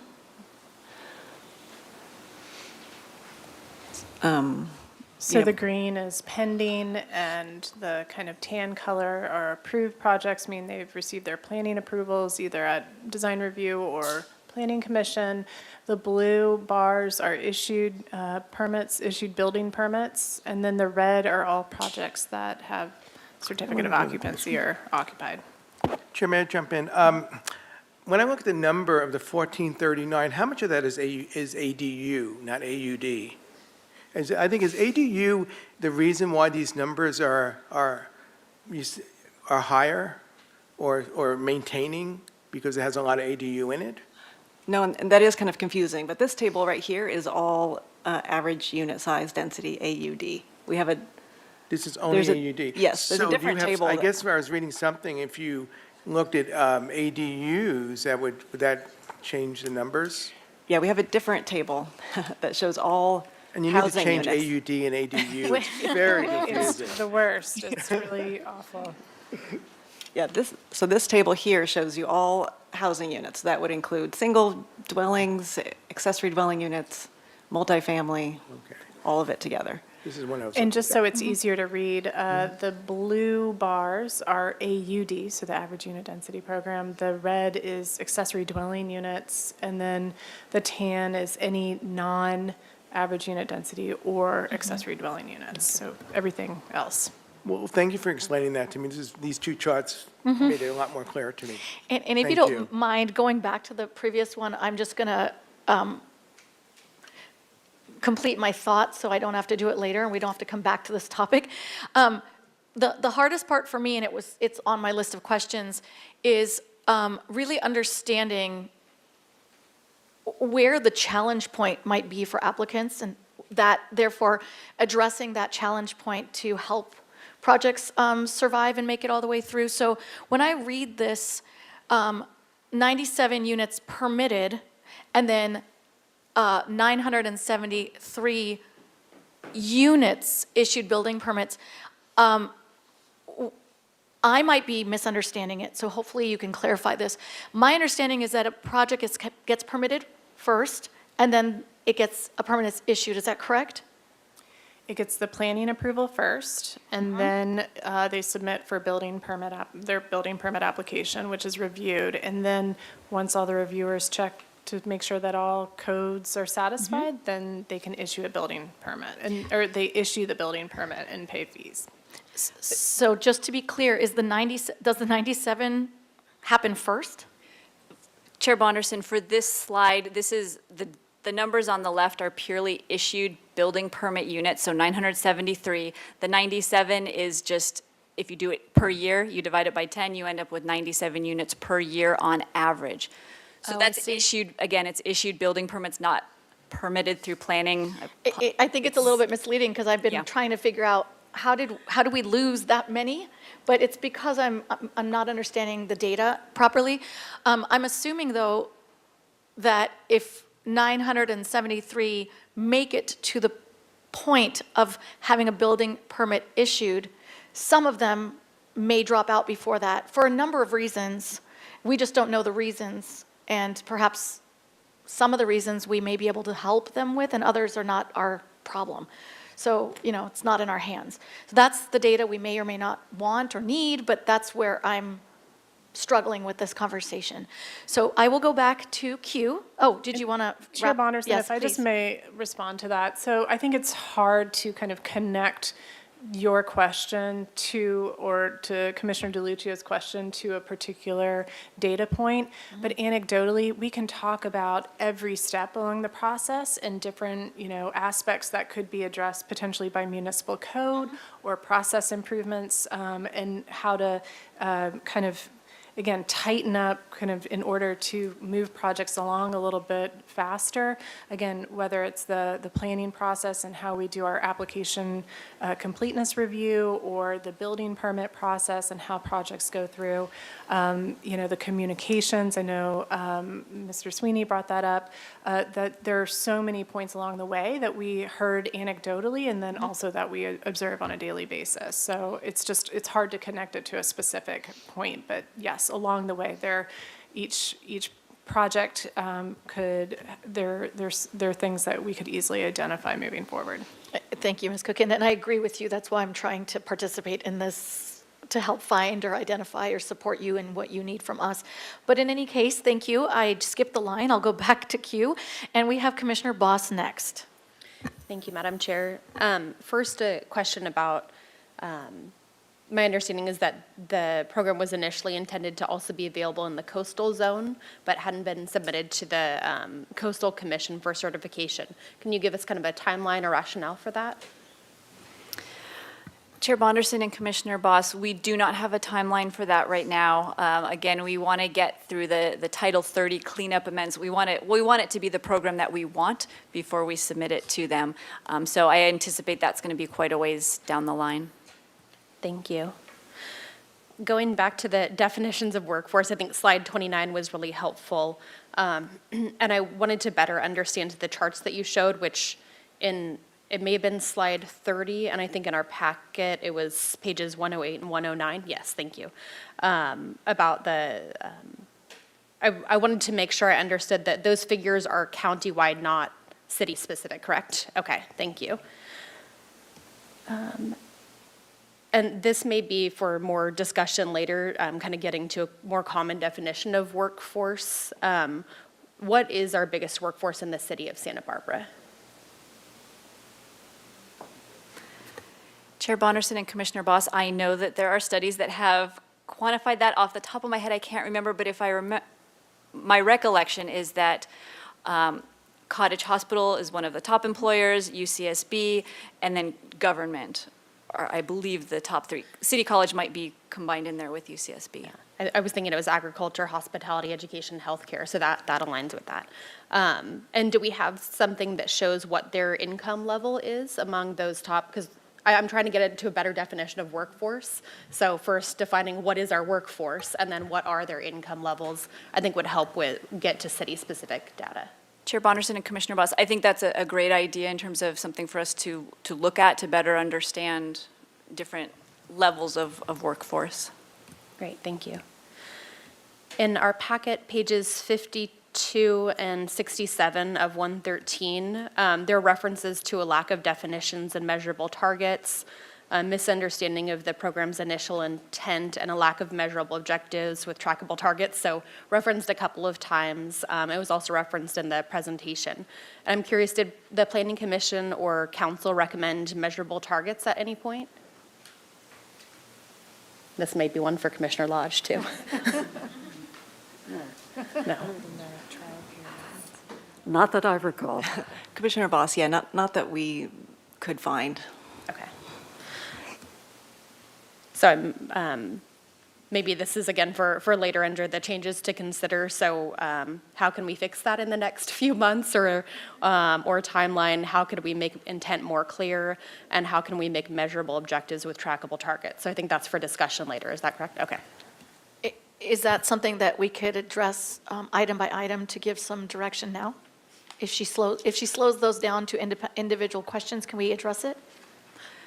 Chair Bonderson, I think it makes more sense as comments to us rather than questions. Okay, thanks.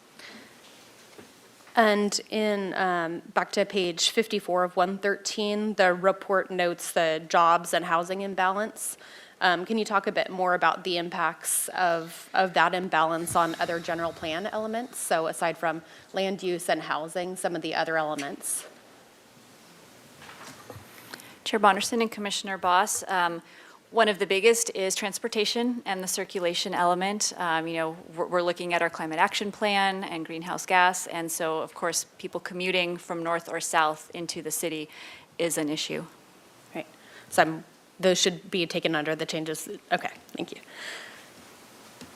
Let's see. I want to make sure that I captured all of the reasons for developer hesitancy. It was sprinkled throughout and also in some of the survey responses and interviews. So I think it was just having the trial timeline, so the 8 years and then maybe an extension, the numerous amendments that were made, the requirement for affordable units. I didn't read that in lieu fees were a pain point for developers. It was the other items that I just mentioned. Is that correct? Chair Bonderson and Commissioner Boss, I believe that we heard those more through the focus groups, and we didn't have, verbatim notes, and we didn't include participant names in that just because we wanted more honest discussion. That's where we really heard about the in lieu fees being a preferred option to building the units on site. Okay. So aside from the trial timeline amendments, affordable units, and the planning review and building permit durations, were there any other reasons that developers were hesitant? Chair Bonderson and Commissioner Boss, and anyone can jump in as well, but one of the other ones that stands out to me was just density. Densities were not high enough for the projects to work out for them. Thank you.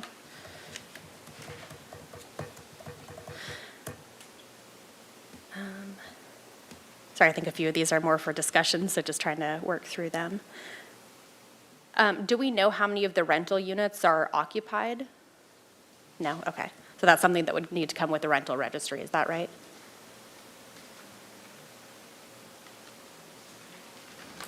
Or survey? Okay. Sorry. And I think I couldn't find a concise slide or maybe a point in the progress report, but can you show us again how many of the rental units are affordable at different levels or attainable or?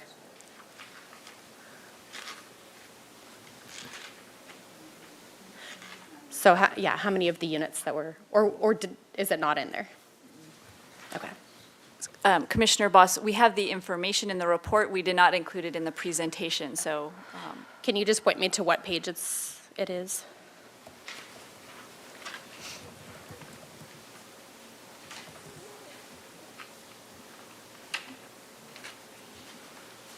Which one? Page 49 possibly? Page 49. Not 49 of 113, but 49 of the staff report, is that right? So I think page 42 of the document. Okay, so that's showing the affordable housing developers, the table 4.7, is that right?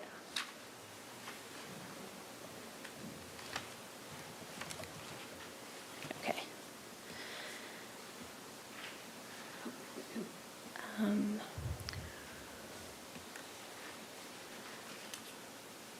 I think the rest of my questions are all for more of the discussion. Thank you. Thank you, Commissioner Boss. I'm going to go, in just a moment, I'm going to call on Commissioner Wardlow, and then I'm going to suggest a very brief break so we can stretch our legs, and then we'll come back and complete the question period. So, Commissioner Wardlow, please go right ahead. I just have one clarifying question that I just want to make sure that I'm understanding correctly. So when the inclusionary requirement was brought in 2019, did staff see a drop-off in applicants from developers?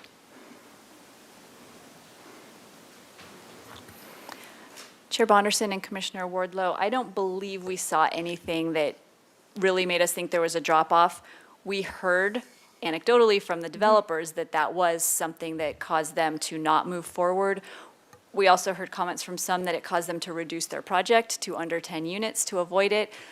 But from looking at the data, we couldn't quite see that same, pattern. So anecdotally, people obviously didn't like it, but they did move forward with their projects at the scale that we were seeing prior to that and then after that. It seems like it, yes. Thank you very much. Thank you. So I'm going to go ahead and call a 10-minute break, recess. It is 2:50, and we'll be back to start again at 3 o'clock.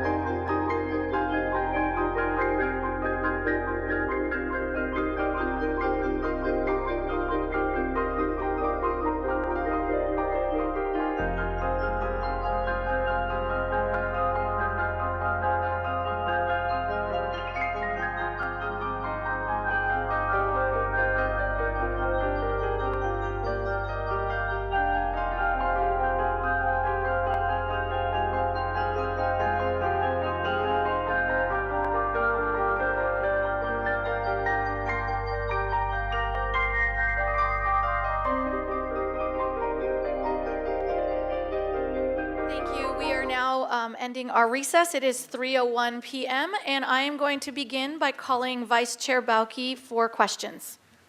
Thank you, Madam Chair. First off, to staff, this is actually probably the best report I've actually seen staff produce, so good work. I learned a whole lot. I think I think the general public learned a lot. I think the commissioners as a whole learned a lot. It's a lot of good data here, but so kudos to you. And there's only, so don't take any of my comments as like criticism. It's just, additional information and clarity I got from your work. The first question to you, and I think I understand it, but I want to make sure because it's sort of a double checking my thought process, is this ADU program, when it was developed, was basically an approach of to make housing more affordable by design, not necessarily a affordable housing program, because I don't see it to be that other than the inclusionary that came along the way. So, okay, so that's good to know because it doesn't strike me as an affordable housing program. So I'm just going to go through because honestly, there was so much to read that we really didn't, I personally didn't have time to write out all my questions too, but I did note them in the document, old school, write with a red pen type approach.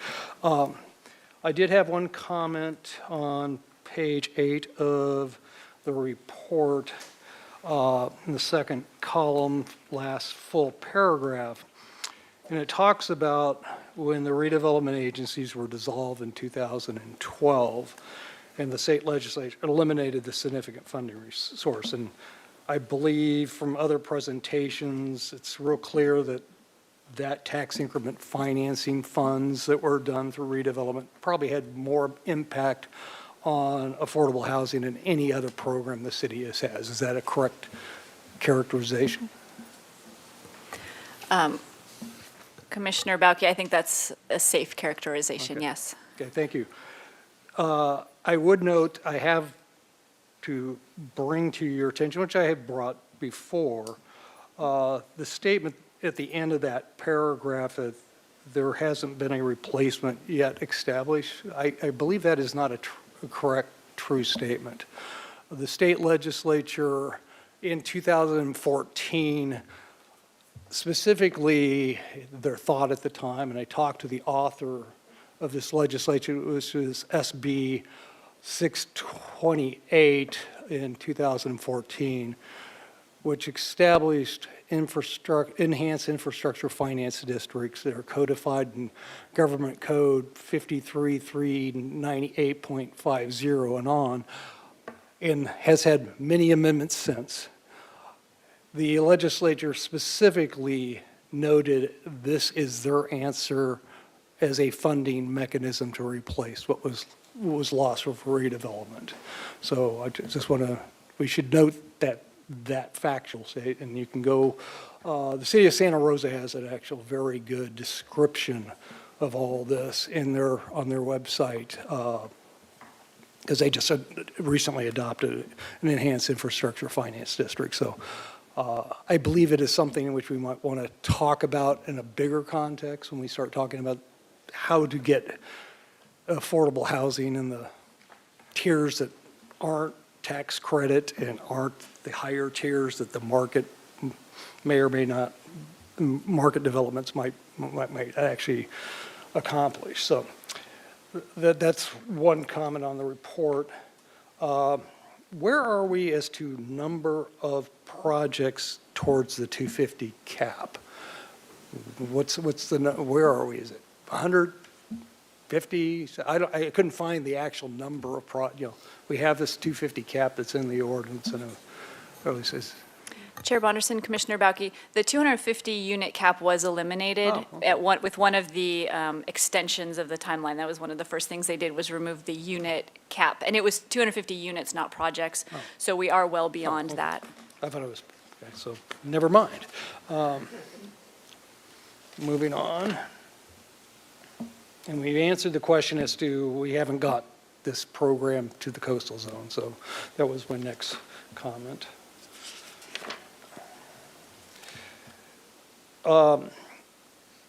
In page 11, in the middle section, we note that there was 5 community benefit types, and we noted affordable housing was one. Could you, I think other members have mentioned this, I just remember the city council having a conversation about amending the definition of community benefit, and I wasn't quite sure exactly what they did. Could you recharacterize that so we understand that? Commissioner Bauke, they made a motion that, and I believe you're referring to the one that Commissioner Lodge had read for 2022, where they directed the removal of rental housing from the priority housing, from one of the categories of being a community benefit housing type. Okay. Moving on to page 13, we have a nice little, good graphic charts here. During the 10 years we've had this program, has anybody made an application under community benefit to go up to the 60-foot height limit?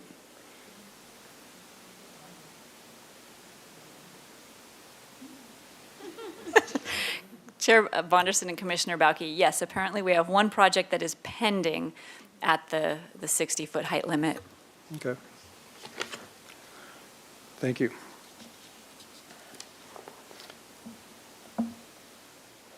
Excuse me, Madam Chair, pending, you mean because they haven't applied for the building permit yet? Commissioner Lodge, they have submitted their formal application, but it has not been approved.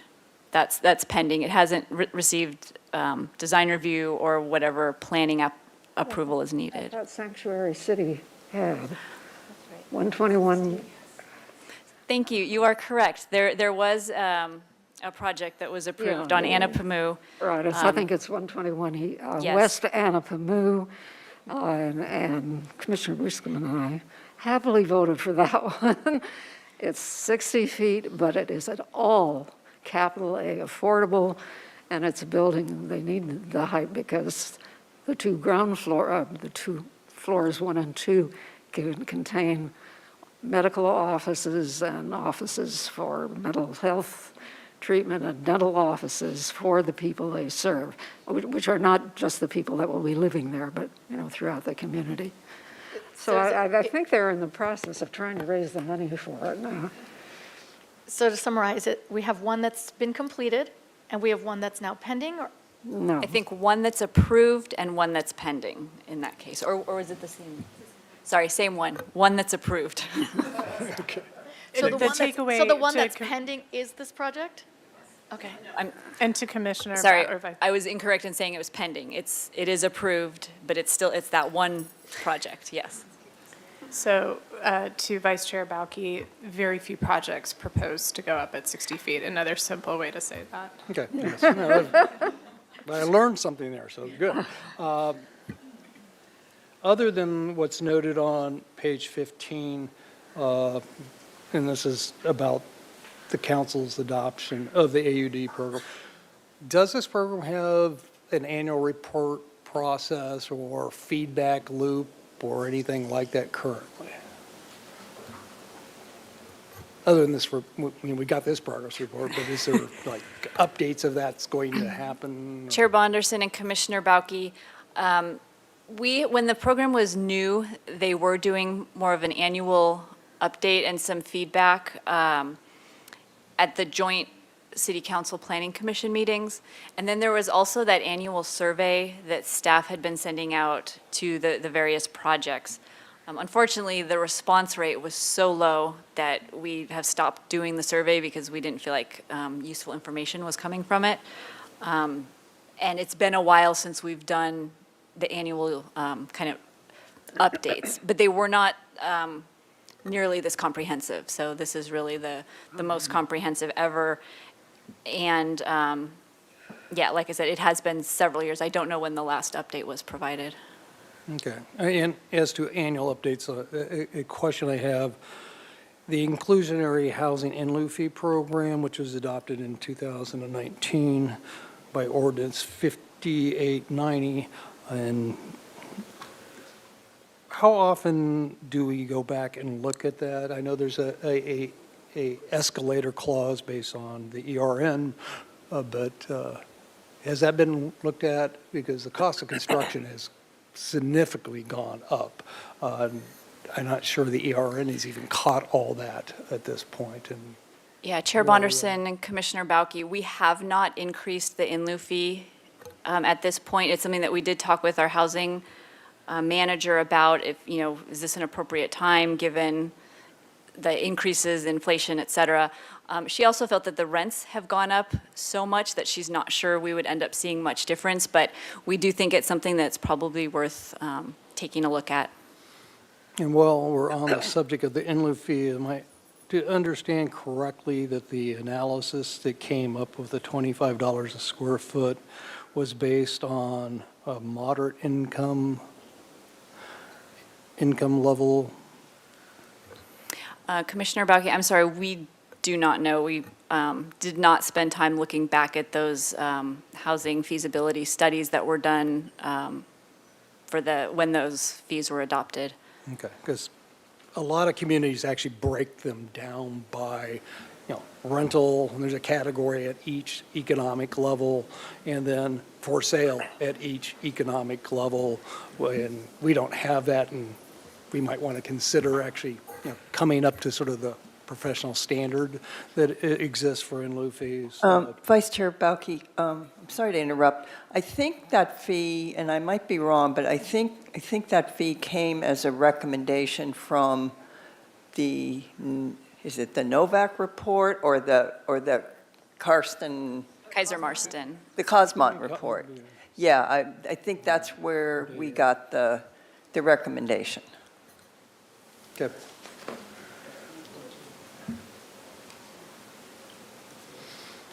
So on page 16, you talk about the July 2019 inclusionary housing number of 10% for projects that are under 10 units or greater have a 10% inclusionary requirement. How did you come up with 10%? I work all around the state, and most communities are around 15 to 20, maybe 25, depending on it. And how did we come to 10? I understand there's an economic cost to that, and I could go through the math and explain all that, but I'm not going to go there right now. But how did we come to 10, and should we have a conversation of whether that's the right thing? Because surely the numbers I'm seeing in this report, that component isn't really giving you a whole lot of affordable, of a capital A, housing at this point. Chair Bonderson and Commissioner Bauke, yes, that came out of the Kaiser Marston study. They provided recommendations. 15% was part of that analysis.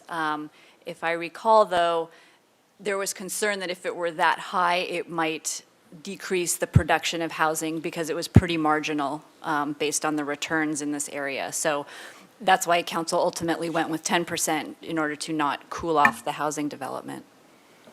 So they made that decision. Do you know what year they made that decision? That was in the 2019 when they adopted it, Okay. yes. And my question then is, we're in a regional housing market, and Goleta is definitely part of that marketplace. And the city of Goleta has a much, much stronger 20% inclusionary program and specific affordable levels for each of the economic classes, I'll call them. I would think we would want to not have a dislocated market in which we have one set of standards here and one set there, because, this is a housing market as a whole and not just, we're not living in an island. And our issues are probably worse than theirs just from a price point issue. So just. What's your question? Well, my question is, in this process, can we have a discussion about about going to something that's closer to the norm in the marketplace? Chair Bonderson and Commissioner Bauke, we are considering doing an updated study to determine, to look again at inclusionary rates. We've gotten a lot of feedback about in lieu fees, as well as the inclusionary should be on top of the allowed densities, right? If we were to do that, then obviously the rate would be a different rate. And so I think those are things that we do want to explore further with a consultant. And just to maybe add a question to the top of that, so I don't have to bring it back later. Ms. DeBusk, can we make those types of recommendations and comments today in our deliberations on areas that we would like you to look at? Yes, Chair Bonderson, I think those would be helpful comments. Thank you. Vice Chair Bauke, Yeah. back to you. Thank you. Going back to page 18, there's a discussion about Measure E, and then I have flashbacks back to that time period because I was active in Santa Barbara at that time period. Would you be an accurate way to describe what happened since adoption of Measure E? Is we just plain didn't build the housing that matched up with the jobs that we allowed under Measure E on the job housing balance, and that's why we have a housing crisis? Would that be an appropriate way to describe that? Chair Bonderson and Commissioner Bauke, I'm not sure because we did have a jobs housing imbalance even before that. And so, and to be honest, we haven't built hardly any commercial development since Measure E expired. The rate has just gone down. We hear stories about how people used to line up at the door to get the allocation for commercial square footage, and that hasn't happened for over 20 years. We're not even coming close to our annual allocation. So we're not building much commercial, but we still remain with this jobs housing imbalance. People are using commercial square footage differently, so that could be affecting it as well. It's not purely based on square footage anymore. So I think there's a lot of factors. Okay, thank you.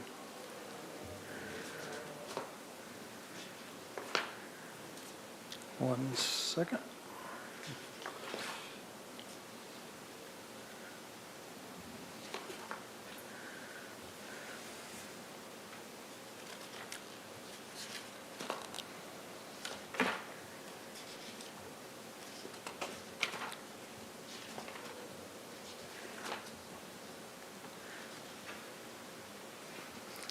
Could you, on page 34, you make a comment that the data shows no apparent relationship between amendments to the program and effect of the number of units proposed or constructed. Could you elaborate on what you're saying there? Because you're saying we really didn't get any reaction from any of these amendments? Is that what I'm to understand? Vice Chair Bauke, yes, that's the graph on that page 34.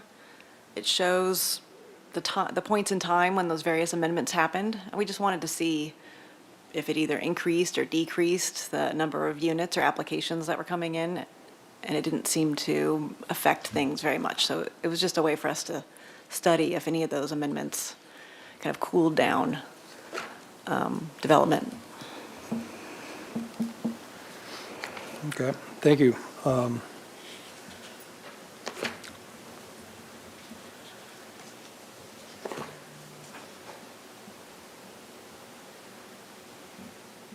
In your analysis, and on that chart you were just saying, did you see any changes in the rate? Probably the answer is probably no.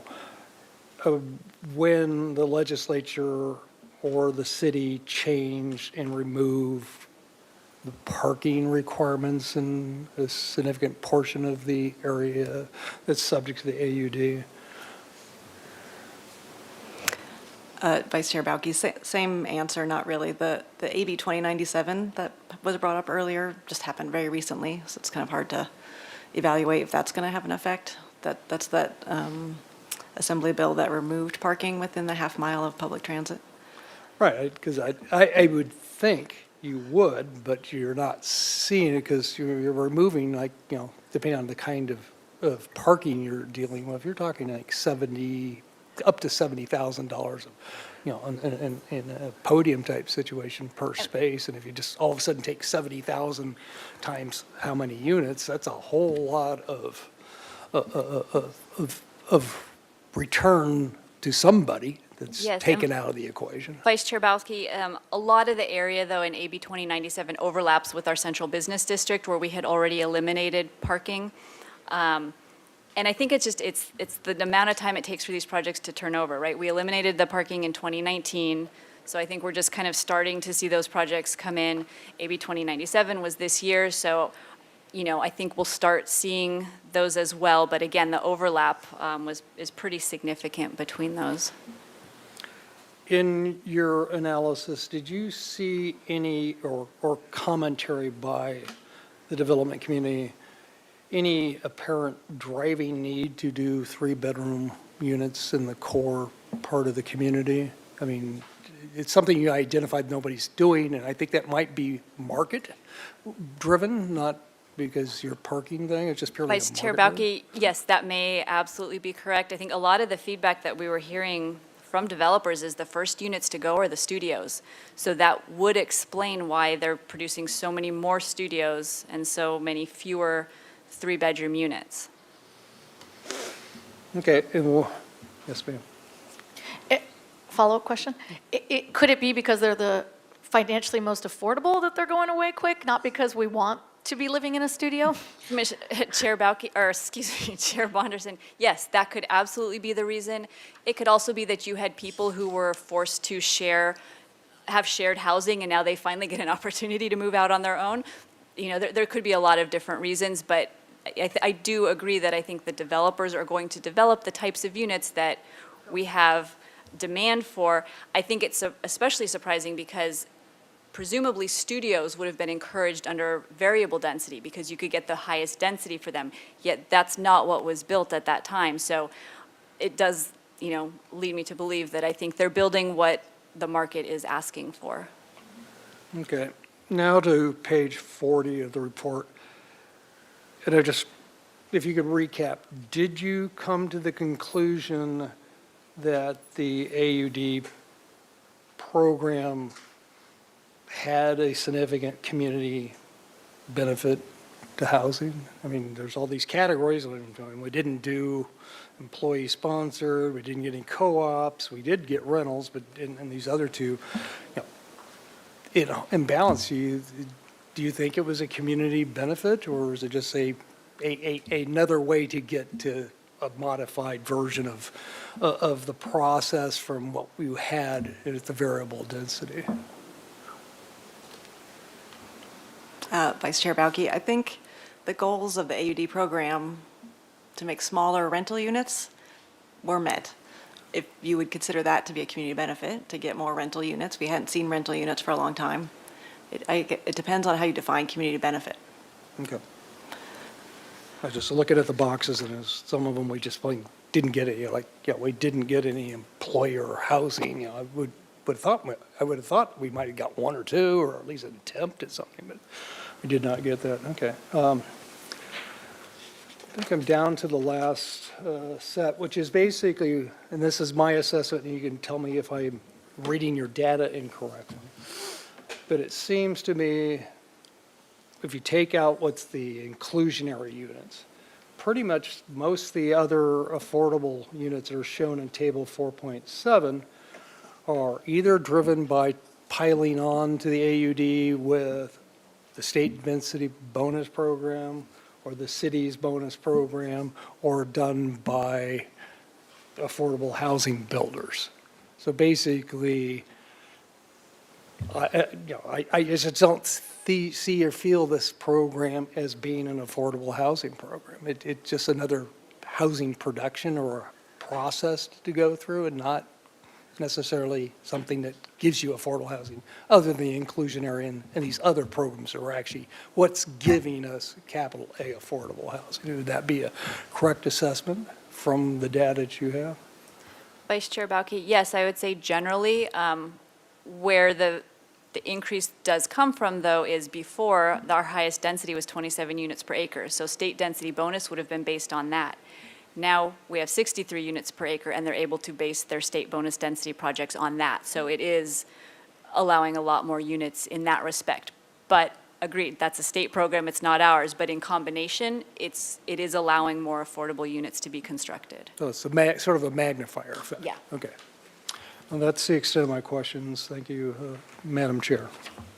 Thank you. And before I call the next commissioner, I am wondering if my screen kind of did a glitch.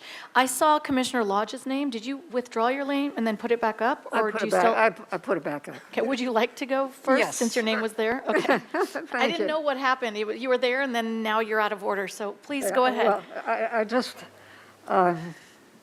for Ms. DeBusk, it's 10% in the CBD and 15% outside for inclusionary?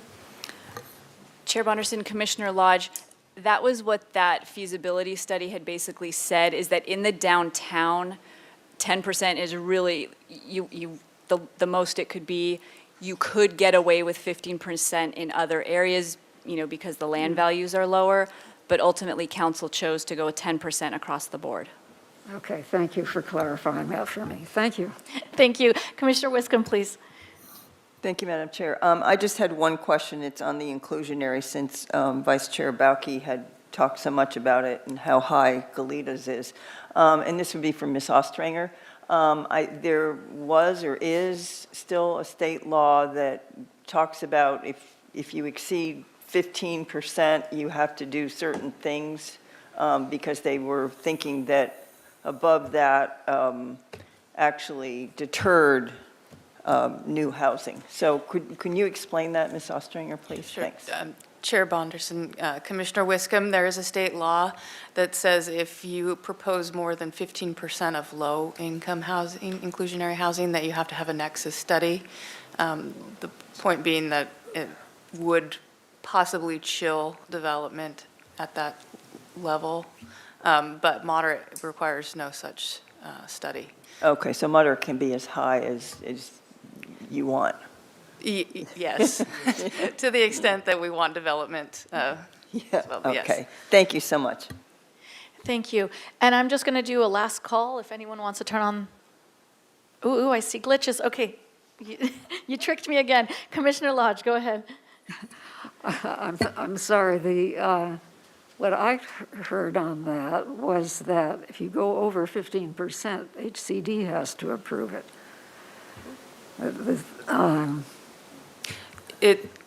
For low income, it's specific, the state statute specifically states low income. However, we have in the past, and we do a study, like Ms. DeBusk said, the Kaiser Marston study, so that we can understand and give informed decisions on what the market can support. Well, and when the effort was begun with the Housing Task Force, what became the Housing Task Force, we were told we had to have, before we could even think about it, we had to have what became the Kaiser Marston report, the Nexus study, to show, something to show that there was a connection between new housing and increased demand for more low-income housing. We do the study because, yes, we do want the nexus. And so, but the state statute is specific to low-income housing. Okay, thank you. And thank you, Commissioner Lodge. We have Commissioner DeLuccio's light on. Go ahead, please. A couple more questions. For the city attorney, I guess if we were to do 15%, for example, of, make it 15%, it could be 10% low to very low and 5% moderate, correct? You can say you can require 15%, and 10% is low to very low, and then the additional 5 could be moderate. Then you wouldn't need a nexus study? The other one? Hold on. Please don't answer on the dais. No, Let's- because you can actually have 10%, we can actually do 10% right now, correct? We do 10% moderate, correct? Oh, moderate. So basically, you could say you can do 15% and say 10% is moderate and 5% could be low to very low, and that way then you can make it 15%? Without doing a nexus study? As far as I know, yes, but we would do the nexus study. You We would still recommend a nexus study Okay. I guess this from a is actually. policy standpoint. This actually turned into like it always does on this commission, our passion for affordable housing. So I just have a question. How many affordable units have come out of the AUD again? Was it 292 or something? 272. But I'm looking at a chart here, and it looks like a lot of these units came from nonprofits. I'm on page 51. If you want to put that up, I don't know. On page 42. 51, well, this is, Of the I'm report. at 51 of 113. So page 42 of the report is 321 deed-restricted affordable units total. 272 was just from the affordable housing developers. Right, so most of it's coming from the affordable housing developers and nonprofits. Correct, yes. And then probably in lieu fees from the other developers to get out of some of that development, would we assume? It's state density bonus projects, city density bonus projects, and then 32 inclusionary units. And you had I think you had a chart in the study to show that also, so, yeah, so it just goes back to show that we're not doing a really good job on our own of providing affordable housing. It's a question I won't expect an answer right now, but. Thank you, and we could discuss further in deliberations. And before I go any further, I wanted to ask Commissioner Wardlow, did you want to ask or add anything to this conversation? Because I interrupted you and I told you not to speak without the mic on, but you may have something you'd like to say. No, I don't think so. This has been very helpful. Thank you. I'm sorry to put you on the spot. I'll talk during the comments part. This has been great. Thank you, guys. Okay, very good. Thank you. I just didn't want to miss out on something you might want to share. And next we have Commissioner Boss. Sorry, one more clarifying question. So I understand Table 4.7 on page 42 of the report outlines the inclusionary units, but I'm not sure I saw how many affordable rental units have the in lieu fees yielded. Chair Bonderson and Commissioner Boss, I believe we have collected just under $1 million of in lieu fees. So at this point, we have not constructed any units. Money has gone to a couple different projects, but not for new unit construction. Thank you. And I'm going to use this opportunity to tack on a question. By the time it's my turn, I think I'll have a lot fewer questions than I started with. But with that, do we have a head count of how many projects chose to do an in lieu fee instead of the units? Chair Bonderson, so that's only an option if you're between 5 and 10 units. Off the top of my head, I don't think any projects have built a unit on site when they had the option for the in lieu fee. And how many projects or how many properties are we estimating that to be? How many applications chose that option? Chair Bonderson, I don't know. We've received in lieu fees from approximately 15 different projects. They have to have gotten to the building permit stage for us to collect the fee, so. And that's a great rough estimate. Thank you, 15. That way we know. And we have Commissioner Wardlow next. Sorry, one other question. So I thought that I saw, and now I'm not able to find it in my notes right this second, but I thought I saw that the total amount that was collected from in lieu fees from this program was $160,000 roughly. You're saying Thank 1 you. million in total from like all, not from this AUD project? Yes, Commissioner Wardlow, thank you. I was looking at some much older projects. There were inclusionary fees for sale development. So Correct. yes, thank you for that correction. So in total, this project with the in lieu fees has generated $160,000, which is nothing that could really actually develop any affordable housing whatsoever. Okay, thank you. And that's over 10 years. Commissioner Wardlow, it's only since we've adopted that in lieu fee, so. 2019. Just 2019, so we Prior to haven't that, we seen had very nothing. many projects get to the building permit phase yet, right? Thank you. Thank you. And there's no lights on, so I'm going to squeeze in here and take my turn. And I just want to welcome anyone who has anything else to add. I would be happy to take more questions. I want to start first and foremost by, I suppose, thanking everybody in the room, both on the dais and not on the dais, for allowing such a sort of informal conversation to take place where working together and somewhat interrupting each other, but building on one another. I think it's an opportunity to have a little bit more flow than we usually have. So thank you to everyone for your patience as we conduct a little bit in a different way. I also want to take a moment, as my colleagues have said, to thank staff. This has been not only a wonderful presentation and staff report, but it's also been somewhat of a wonderful surprise. I didn't expect to have such a comprehensive report, and that's not a reflection of you who's done that, but the fact that we didn't have staff particularly assigned to this for a while. So I know that it was sitting still, and I didn't expect something so lovely to come out of that standstill. So you've overcompensated for the stop and hold. I wanted to ask, since this project received new assigned planners and started again, how many weeks or months did it take to put this report together?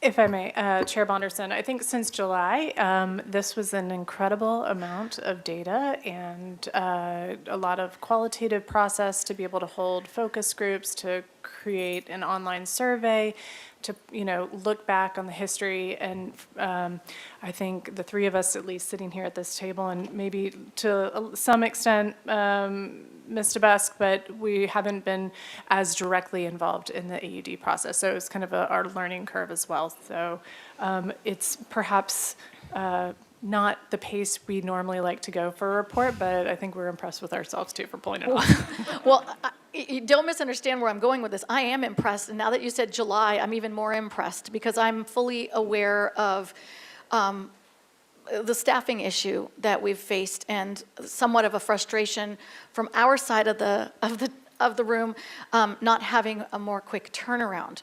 But now that we know that such good work can happen, I don't want to put that pressure on you, but it's a wonderful sort of surprise to get what we have here to be able to move this conversation along. So my biggest compliments to the team. My question that I've asked kind of as a tag along a few times here, I'm going to try it one more time. You may not have this data, but I'm still trying to figure something out. And this is my last try, so if I don't get the answer, it's okay. Do you have a statistic that tells us how many applications have been submitted under this program and how many certificate of occupancy completion projects have come out of it? Yes, we have that.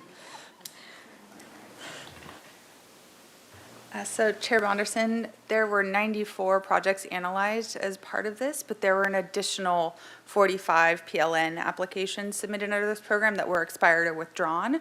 So 94 here, and there's 43 that are constructed and completed. And this is project level data.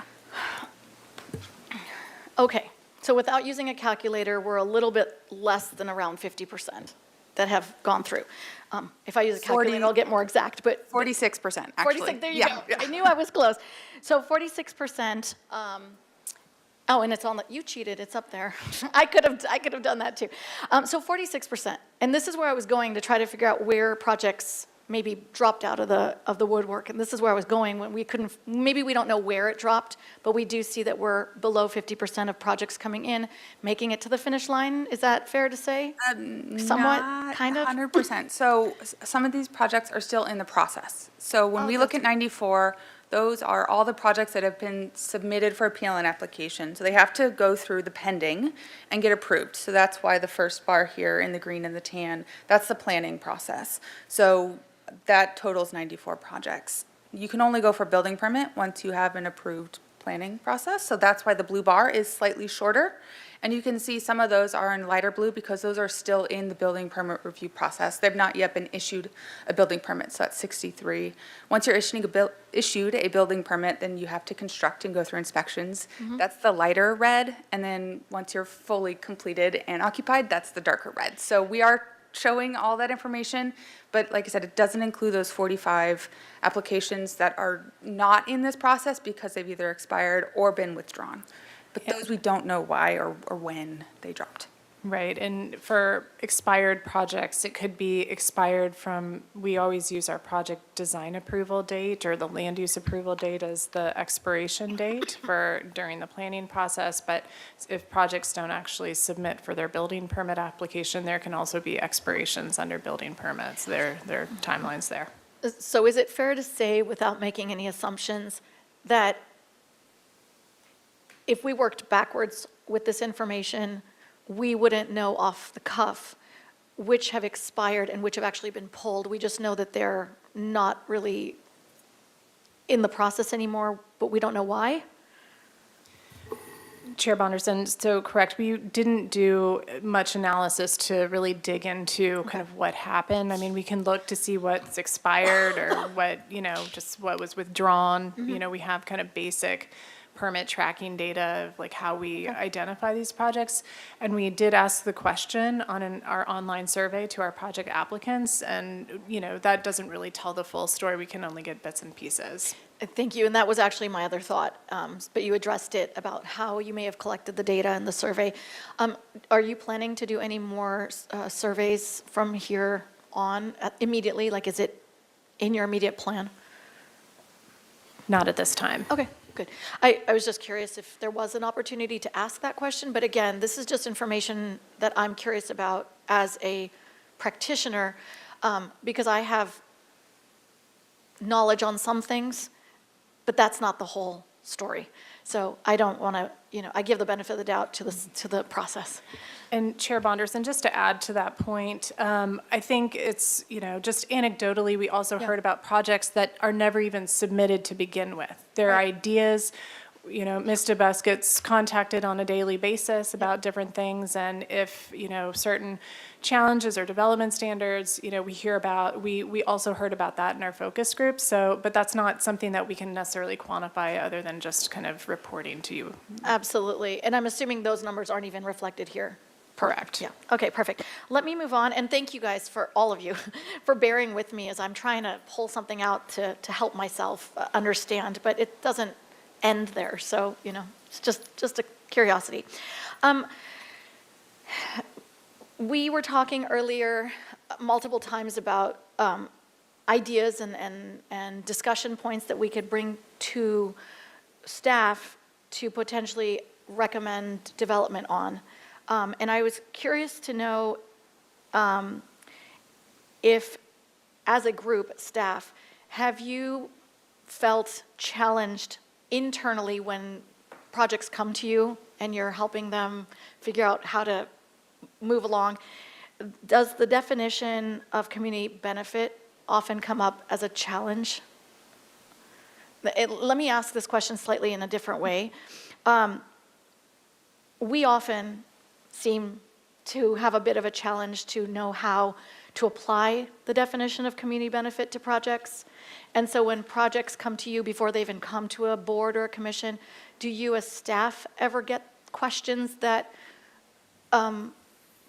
perhaps the ill-defined criteria might end up being a problem for your conversations?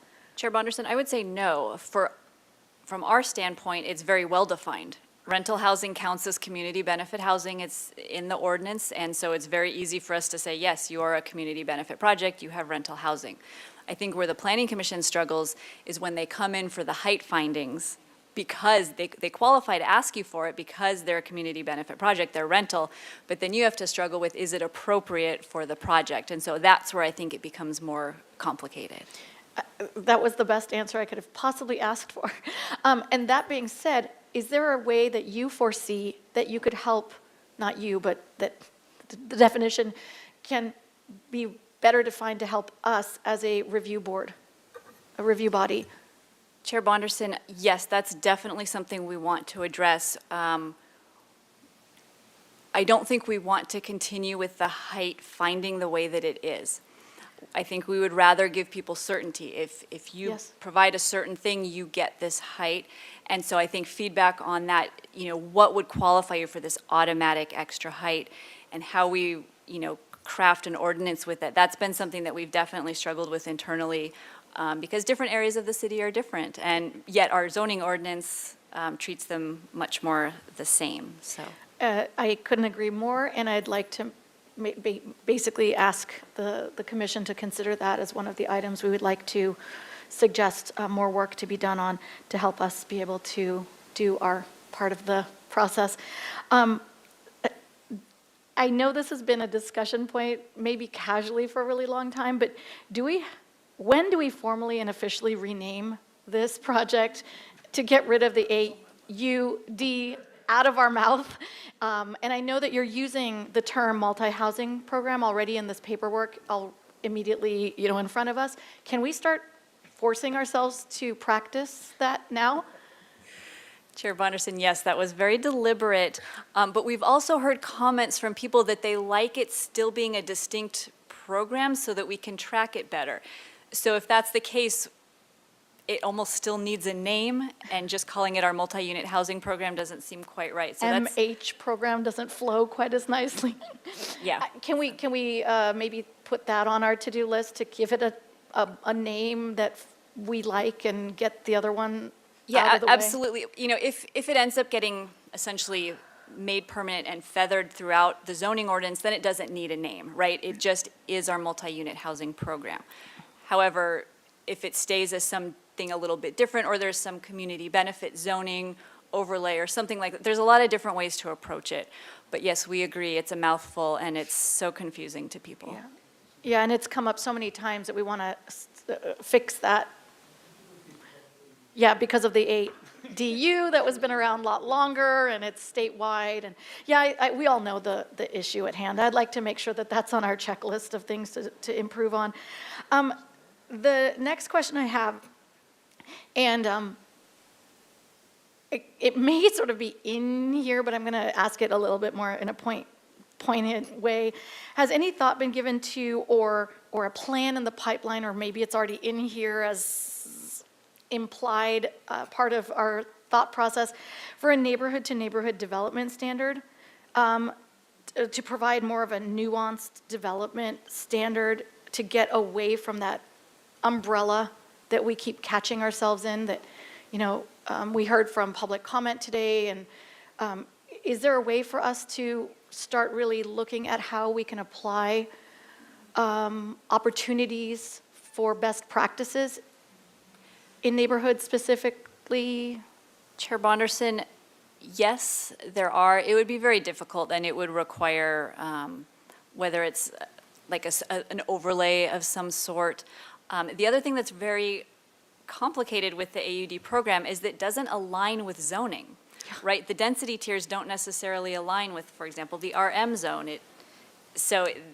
That makes the standards a little bit more difficult. Typically, you would use your zoning as kind of creating your neighborhood appropriate standards. So this is a little bit different in that it doesn't align exactly with zoning. So as our top specialist in the planning department, Ms. DeVusk, how would you handle this? Would it be addressed in the perfect world? Would it be addressed in the ordinance? Would it be its own set of guidelines? Do we go back to the beginning and look at districts? Is there any opportunity for this to help the neighborhoods? Chair Bonderson, this is definitely something that we have talked about internally, and Brenda is actually our zoning expert, and I think that's kind of why we took this break and this step back to do this report, because we were really struggling with what is the best way to move forward. And so we want to hear your thoughts and ideas, because like I say, there's multiple ways we could move forward and do it, but until we really know what direction Planning Commission wants to see, we didn't want to spend a ton of time going down one path when it turns out, no, that really wasn't the right direction. So that's why we wanted to get this feedback first. Thank you, and if you allow me, I would like to ask a similar question to the zoning expert, Ms. Beltz. I look to you as the expert. I know planning, but I don't have an expertise in this. Do you find it to be possibly advantageous for us to develop, over time, not today, but to develop some sort of a neighborhood-by-neighborhood compatibility structure? Chair Bonderson, I think that's a really interesting idea. I agree with Allison that it would be very difficult, and so you might want to balance or weigh out how quickly you want to see some changes versus how long it might take to do a neighborhood-by-neighborhood study like that. But it's definitely an interesting idea that's worth considering. Thank you. And I wouldn't ask you to do it overnight either. I know that it's extremely complex, but I think long-term, especially with the numbers that are demanded from the communities, it might be the best way to get best outcomes. And I see a light on. I wasn't paying attention. Did you want to jump in? I was going to wait till you were done. No, go ahead. It was just, Go ahead. I was going off my 2019 brain for when we were talking about the 15%. So I quickly looked back. It is 15% low, 80% AMI. The housing community, the HCD, then has the opportunity to request a feasibility study from a local agency if they've gone above 15% at low. But what I didn't remember and I wanted to bring up is that when we're talking about our inclusionary, this goes for even moderate, we have to have an out. So like you have to have an in lieu fee, you have to have a off-site inclusionary unit. So instead of just saying wiping out in lieu fees altogether, you have to be able to have some other alternative to on-site construction of affordable. So as you're thinking about inclusionary, keep that in mind. Thank you so much, and I appreciate you popping back in. I just didn't see the light on. So going back to staff, another idea that I'm curious about is, it requires a little bit of a lead-in. We have seen projects come before us at the Planning Commission where there is an implication, I say that nicely, there's an implication of spaces that once the project is built and the structure is existing, they now have space allocated to a future ADU opportunity to max out units. I'd like to know if there's any room in what's on the table here for us to consider allowing projects that are proposing this, that we can see what they're doing, to be able to do it from the very beginning, instead of going all the way to the finish line, returning, adding cost, adding a new application, adding time. Is there room for that to be part of this conversation? Chair Bonderson, yes, any kind of zoning amendments like that are things, we'd love to hear your input on suggestions for those types of things that we could add to the zoning ordinance to facilitate units, yeah. Would you like, for example, when it's my turn to deliberate, do you want me to go through all of these and say, and by the way, that thing that I was talking about, or can you accept this as one of my suggestions? How would you like it to be handled? Chair Bonderson, we're not tracking your questions Okay, in so terms I'll of our bring- minutes, so it's super helpful and more appropriate if you say it again as a comment. Yes, the one thing that's also, an issue, maybe not, with ADUs when they convert it is we don't address affordability with ADUs. So, we're not even getting that 10%. So that's something that we do want to consider. But yes, we could amend the ADU ordinance. Right now you have to have an existing space, which is why it's this two-step process. Yeah, and I'm hoping that maybe we can help applicants if we see it's pretty obvious what they're doing, we know what they're doing, but how can we support them to get it done? The next question was a comment made by one of our public speakers, and the suggestion was to have staff assigned only to affordable housing. Does that all currently exist? And if so, do you think it's a good idea? I should say, if not, do you think it's a good idea? Chair Bonderson, it does not currently exist. I think it could potentially be a good idea. The problem is it requires enough projects in at one time to keep a planner busy. I don't think we have enough of those at this time. So then they start working on other projects, which then takes their time away. So I just don't know that we have the volume to really support that. Thank you. The next question I have has to do with one of the slides. I believe it was you, Ms. DeBusk, and they didn't have if it did, I didn't see it. I didn't notice it, a page number. But it's the one that had the scale, what is, the needle? 41. So you wrote down all the slides, look, overachiever here. I didn't grab the number. Could you, there it is. So my question is, well, I should say, what I heard you say is, how much do we want to move the needle? And my answer to you would be, I would like to incentivize all types of housing with some type of sliding scale. And my question is now, what would that look like? If we wanted to get all the way over there where you're suggesting to meet 2023 RHNA numbers, what would that look like to you from staff? Chair Bonderson, there are a lot of different ways that we could address it. Some could be through the AUD program. We could simply increase density, right, everywhere. We could double it, right? There's a lot of, you could do a lot of simple things. I don't know that that's the appropriate way to address it, right? You could strategically look at areas that could handle more density. We could also do it by looking at other programs, right? Additional density in the R2, for example. So much of our city is single family and R2. As you noticed, it's a very small percentage that is even using the AUD program. So there are other things we could look at to significantly increase housing. So there's definitely not one answer. There's a lot of different things we could do. What do you need to hear from us to be able to do some of this work internally? I think first, just knowing that, yes, we're comfortable seeing a lot of change.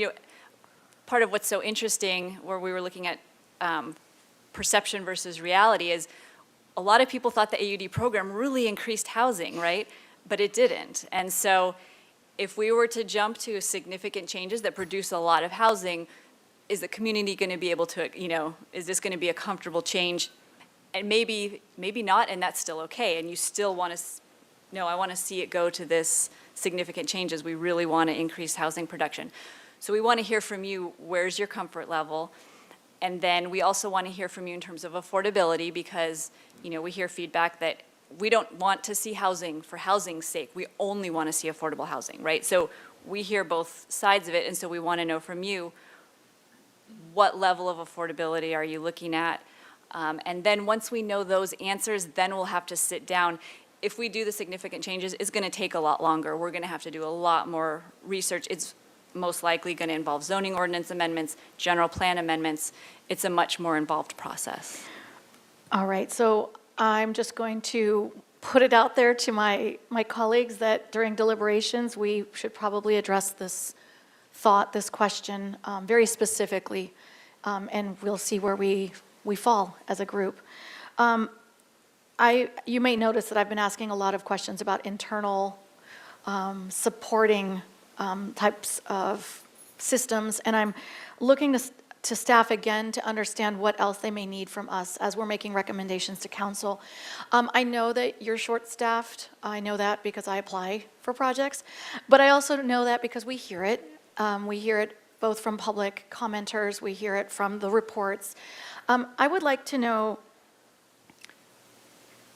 what, again, in your perfect world, looking at your team, looking at the areas that you fall short, what would you wish for? How could resources be available to help support what you need to move this type of improvement ahead faster or more completely? Chair Bonderson, I think we're finally at a stage where we're starting to get back to full staff. The issue has been that we have been short-staffed. And so Brenda has been promoted to the position that's really going to help with all of these amendments. We have the city planner position filled, which is me now. And so we're finally doing all the hiring to backfill those. So I do see that there's going to be this point where we're full staffed. Of course, as soon as I say that, people will leave and No. It's going to happen again. But it does seem hopeful that we will get to the staffing levels that we're supposed to be at. And when we're there, that makes completing these things a lot easier. But we haven't been there for a long time, and we've been missing not just staff, but the staff that are so critical to moving these longer range things forward. And by moving staff around and vacating their original positions, I know that there are a number of, I think it's 9 vacant spots right now on the organizational chart for community development. Do you have the resources you need to fill those positions at this time? Chair Bonderson, we are currently recruiting, and so we hope that once those close, we will have great candidates, and we'll be hiring those. Okay. And the timing has kind of worked out. We're recruiting for a lot of different positions right now, Finally. but hopefully, right, so that's also taking more time away from other things, but hopefully, starting in January, we will have all those staff in place. That's being very optimistic and hoping that that's what's going to happen, and then we'll be able to move forward with all the things we really want to accomplish. I admire your optimism, Mr. Busk. I mean that from the bottom of my heart. I hope you see what you're speaking of by January. I'll check back in with you then and see how you feel. Did anyone else want to comment? I noticed you leaned forward. Chair Bonderson, and to the commission, I just want to also point out, and specifically with design review, so a lot of the things that we've highlighted here, design review process improvements, our application completeness process, working with our land development team reviewers. We do have a project planner that's a relatively new position in design review, currently prioritizing the single-family design board process improvements. But again, as you know, we look at all of there are so many high priority things, and I think that will be kind of an internal conversation, and then probably following by an external conversation. But looking at what are the top priorities, how are we working on that, but also feeling optimistic following Allison and thinking that we've got a great staff and we're kind of moving in the direction of being filled. And I want to just mention where I'm coming from. I'm on the outside looking in, and I see very high-quality staff, including you sitting here today, and I feel like we're in good hands. We're entrusting very important decisions and projects. But at the same time, I am concerned about overworking you guys and burning you out. And therefore, what do you need to support you so that you have a better distribution and you're not taking on too much so you can focus on the important priorities? So if there's any, thought behind that, I'm Chair hoping to Bonderson, support that. Thank you. I think just to piggyback on what Ms. Kokinda said, is that yes, even though I'm optimistic for January, there are realities that we have to prioritize, and we can't take everything on all at once. And so that's why we want to be realistic about what we can bring to you. And then other priorities tend to come out of the ward work, and we do have to sometimes pivot and take those on instead. Right. But we want to be proactive and lay out what are our priorities and what's realistic for us to accomplish, in the next year, in the next 2 years. The housing element does something similar by giving timelines for when different programs will be looked at. Yeah, there's so many balls in the air. It's important to kind of see the big picture, and it looks like you're doing that. And Chair Bonderson, I think when we get to the next item, I think we will be able to tie in this question a little bit more clearly as part of our rationale. Very good. And I only have one remaining question, and it's, again, very similar to how staff, what you need to help us make our decision. And that has to do with, I'm pretty sure you've heard by now, the governor signed 56 assembly bills just yesterday. There are a number of other bills in the works that could be signed by Saturday, one of which is a bonus density item, which I'm sure will affect everything that we're looking at today. And I was just curious to know, from our understanding, from our expectation coming here today, we will be continuing this to get through the questions that you've provided for us. Based on when you plan to agendize that return, do you think that you will have time to assess the items that will directly impact our conversation regarding multi-unit housing programs? I'm not going to use AUD ever again. Do you think you have the ability to assess those, to come back to us with some feedback? Chair Bonderson, I'm not quite sure I understand. What we were thinking is if we don't get through this discussion, which it certainly looks like we won't today, is that we will come back and finish the discussion. So we wouldn't necessarily be bringing you any more information. It just gives you more time to think about what you've already been And given. that's specifically my question.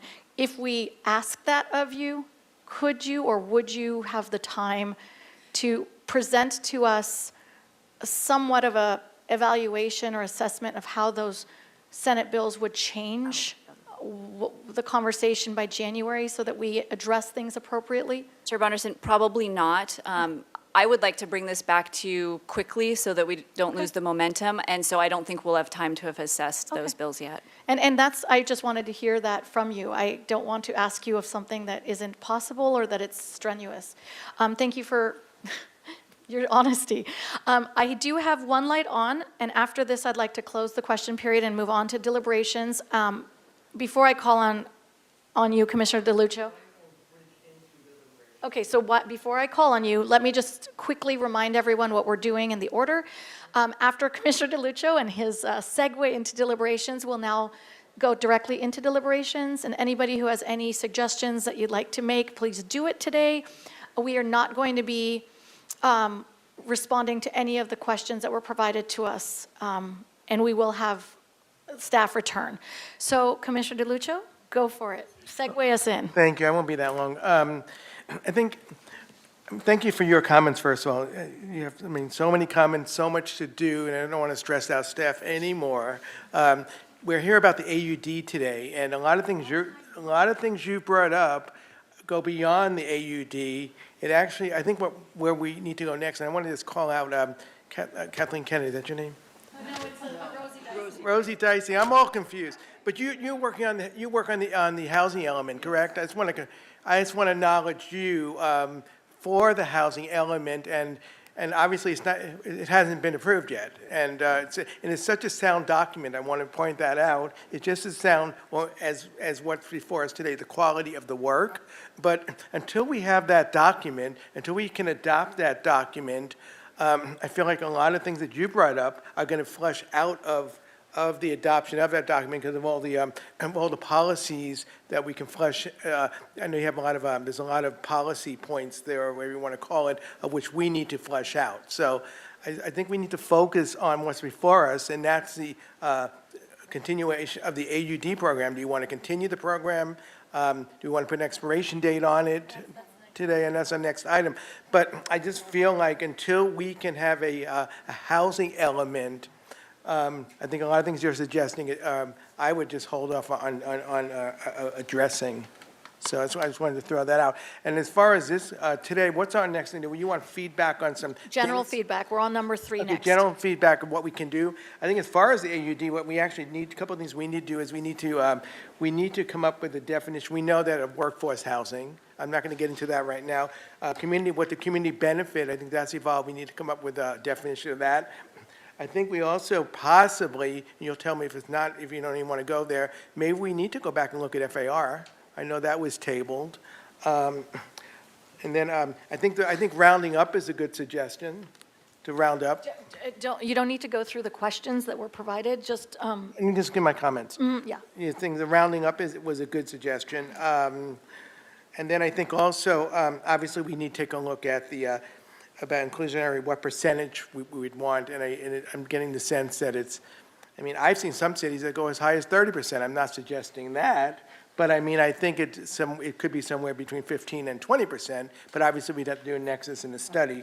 So I just want to throw that out. And the other thing I'm hearing is the in lieu fee. I know some applicants would even prefer, which I haven't, I was on another commission, I know everything over 10 units would have to build on site. That's just my experience. But I'm hearing a comment about instead of even beyond 10, maybe it's 10 to 20 or something, instead of building on site, you could pay that money into in lieu fee instead. So I think that's something we may want to look at. And I think it's all part of this. Let me see if I have anything else on my list. I can go on and on. Oh, as far as story polls go, I wouldn't totally eliminate story polls. I'm going to quickly and kindly interrupt you. I know you're using the 12 questions that are in the changes to consider. Yeah. And we're not doing that type of feedback right now. We're focusing on general feedback, anything you may have asked about or heard us talk about today. If you have anything that's not amongst the list, could you Oh. refocus your thoughts on that? Well, I want to just finish my thoughts if I You can can. finish, but I just have a want to couple remind you more. that that's not what they're asking We didn't bring about. up story polls, we did not bring up today, and, They will discuss that at the next, we're coming back to this, so what's our next step on this then? so we're on number 3, PC general feedback. If you want, why don't you, Well, that's my general feedback, what I'm giving right now. I wouldn't be surprised if you Yeah. may like to turn on your light again. So do you want to consider just having a moment to turn your light back on in a moment? That way we can keep going and, That's I- fine. and I- I just feel like I'm addressing these, consider about the program and feedback. Oh, we're not doing that. we're only on number 3, PC general feedback. We're not Okay. talking about anything having Got to it, do I'm with going that. too deep, you're saying. I didn't understand that, now we understand. So my general point was, which I gave about the AUD, it goes beyond that, and I think a lot of this is tied up into the general plan. Mm-hmm. So that's my comment. And that perfectly fits with what we were going for. And again, if you do want to turn your light back on, please do. Next, we have Vice Chair Bauke. Okay, and Madam Chair, I'll try to be a little broader and try not to get into some of the weeds. This has been a learning experience, and what my conclusion after reading all this data is the AUD program we have before us is not an inclusionary housing program or an affordable housing program, and we shouldn't be wasting our time trying to make it one. We should really actually think about establishing an affordable housing and density bonus program for the city, or taking the one we have currently and making it a better, bigger, and more feasible one than we currently have, and something that actually goes beyond the state density bonus. I'd rather have a program which people use that's ours and tailored to ours than them defaulting to the state density bonus program. So with that, and in the concept of this is just replacing variable density, which honestly I think just plain was bad, that we look at, and if we're going to go this way, is, first off, and this is sort of a big policy issue, is the whole conversation of the inclusionary percentage needs to be had, and I definitely recommend that be brought back to the council, because the world has changed, and we're sort of the odd man out. We're the low number nowadays, and really seriously recommend that we look at Golitas and try not to be lower than them. I know that has all kinds of implications, but definitely that discussion needs to be had. We need to come up with a definition of workforce housing. Just to note, the developers professional organization, the Urban Land Institute, has a definition which is 60 to 120% of adjusted of area median income. A lot of communities use 80 to 20. I see references in HUD documents of 80 to 20 on using workforce. So we need to have one. We need to have a definition, and getting that would at least track better to this program, because it's the program either is getting us workforce or is not getting us workforce. We need to at least come to the conclusion of what it's actually trying to accomplish. There's definitely a need for, well, I'll call it capital A, affordable.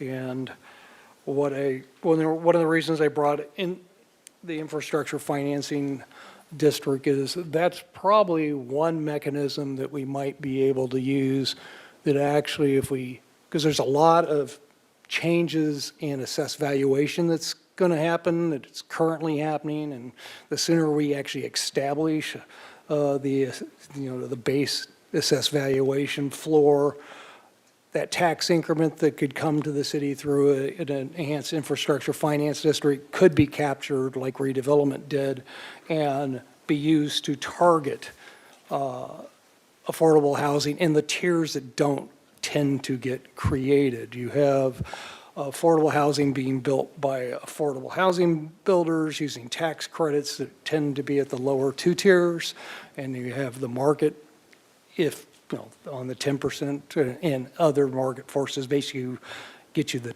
top couple tiers, and our own arena numbers show that that gap, and that mechanism and the funds from that, and that those flow of funds can be bonded for, and some cities are doing that now.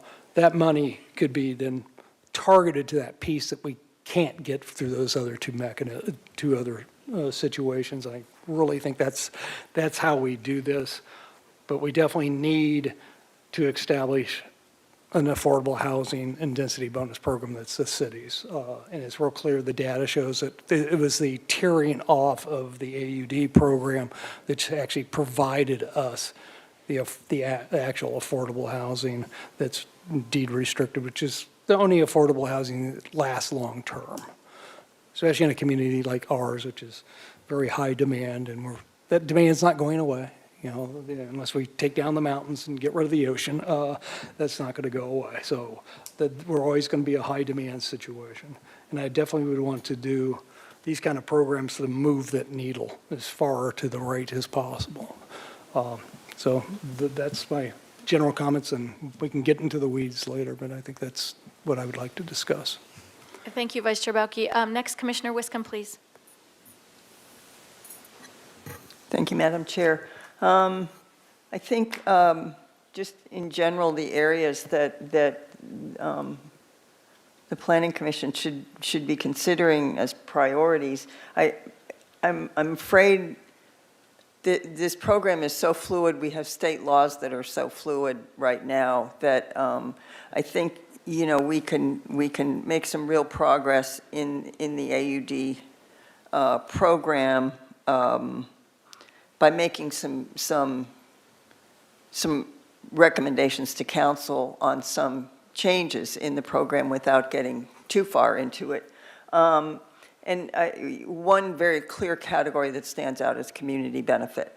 I think that the Housing Authority submitted a letter, and we don't necessarily need to take rental housing out of community benefit, but perhaps we have a percentage of affordable housing that deed-restricted housing that qualifies for community benefit that far exceeds whatever our inclusionary number is now. So I think that's something that we really need to look at as a Planning Commission.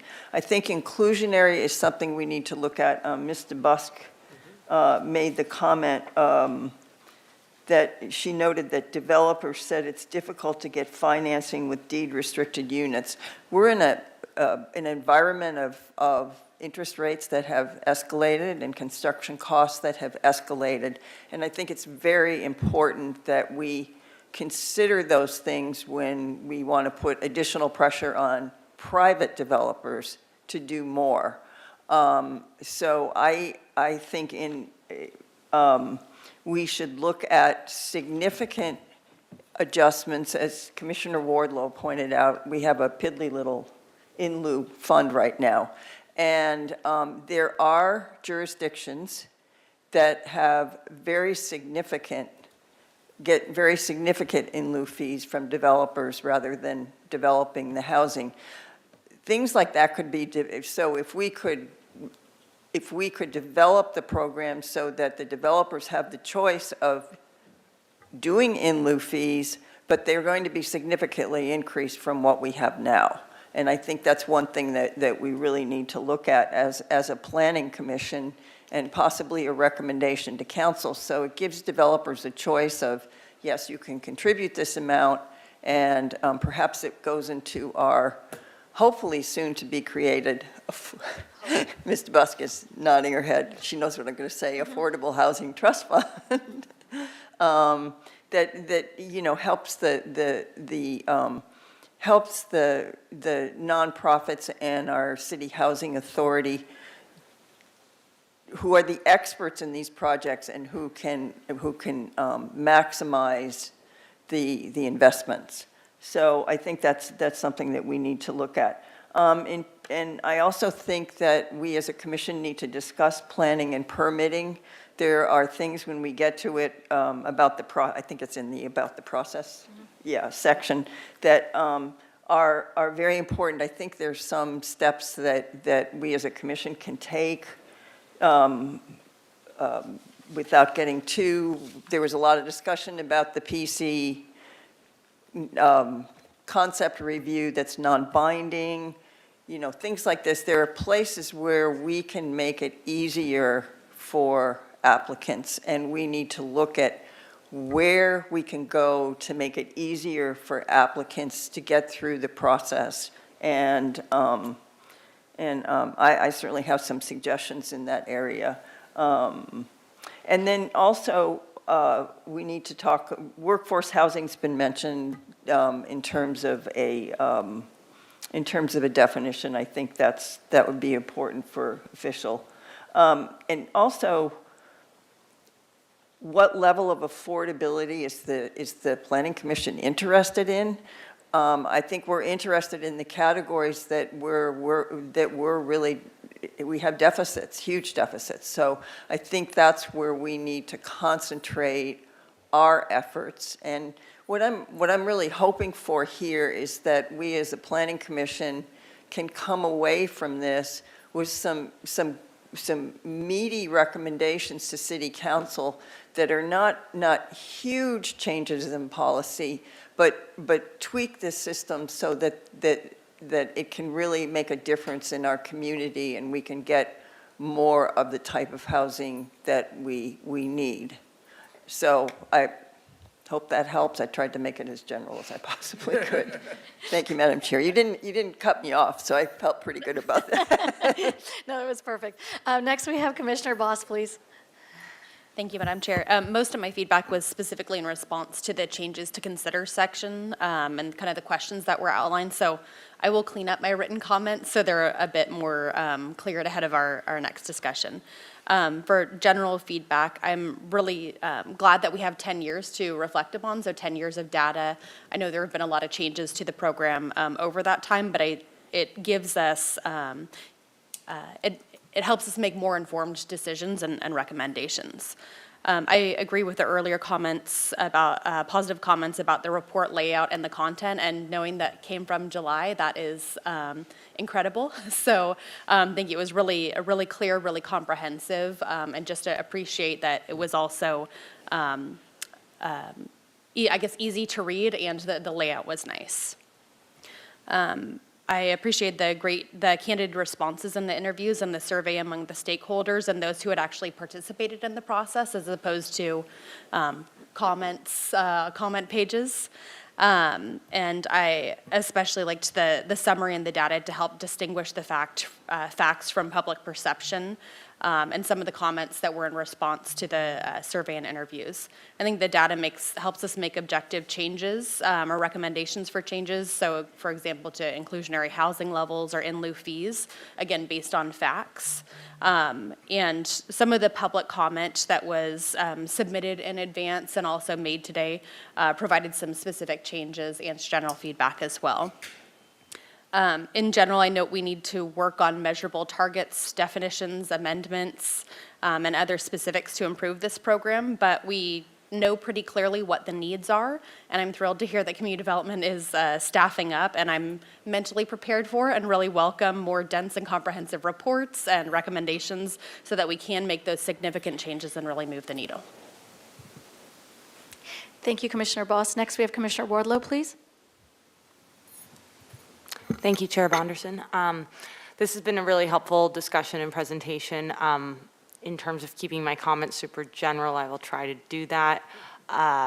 Overall, when I think about this program and the intent of it being to create affordability by design and understanding that really hasn't been achieved, I think looking at this program to address the needs that we have today can be achieved through some of the topics that have been mentioned, increasing in lieu fees, looking at increasing the inclusionary requirement, creating a pathway where if you are doing 100% affordable, that, you have a much more streamlined process than developers that are just, doing the bare minimum of the program. I'm excited to see kind of what staff comes back with from the direction that we give today. I look forward to diving into the weeds of this because I do think that that was more what I was prepared for. But really, I think, the in lieu fees and the, inclusionary aspect and what we can do more in this respect is really the crux of this, understanding that over 60% of our housing stock is being developed through this program. I think it's imperative that we do more as a city on this front. I think that defining or redefining the workforce housing is a really important part for this program, probably for others as well. I agree with Commissioner Bauke on his points of references to other cities and how they've developed this. So I think that's an important part. And then, I think on the process side, we can dive into that, I guess, at the next hearing. But I really appreciated the way staff laid out the questions, and I thought that was a really deliberative way for us to give more feedback. So it's unfortunate that we're not able to do that today, I guess. Those are my general comments. Thank you. And I just want to sort of support the way we've set this up. I know that it feels like we didn't get to everything because we didn't, but it's just so much to do. So we will come back. We have it agendized in the very near future. I don't want to miss Commissioner Lodge. Would you like to deliberate? The floor is yours. Thank you, Madam Chair. The goal of the AUD program was not affordable housing, although that was what the development community told us we would get. And we didn't. And I was dismayed when, after they had done their charrette and they said rents would start at something like $1,250, and the first project online, they were double that. We have and so I don't think there's anything that we can do with the AUD program that's going to change that. And it's going to be things like, that have been mentioned, things like changing the in lieu fee. I think it was ridiculously low from the beginning. And the inclusionary requirement needs to be increased. The what requirement? Can you? The inclusionary. I just want to make sure. Yeah, that we the can hear you. percentage Okay. needs to go up. The only place that, or the only agency that's going to create really affordable housing, as has been sort of mentioned here, is done by nonprofits. And I think we need to do everything we can to get either a bed tax increase or a tax on vacant houses or whatever technique can be developed to create a funding source for that housing. It was also, the supposition was that, it's all affordable by design because the units are smaller, because the land cost per unit is less, rents will be less. And what we learned is that, as has already been mentioned, rents will be what the market will bear. There just is no way of getting around that. And, council said, okay, no parking in the CBD, and we're still getting told, rents will be what the market will bear. They won't necessarily be any lower. And so, given these kinds of incentives that do not provide a benefit to this community, I don't see any point in pursuing any of those because it's not going to do what we need. The goal originally was to get to yes, to get a general plan amendment adopted, to get an updated general plan adopted, something that the the council could support. And it did achieve that. It did achieve, well, because it was limited to rental housing, it did generate rental housing, as against before that, it was generally condos for sale product. So,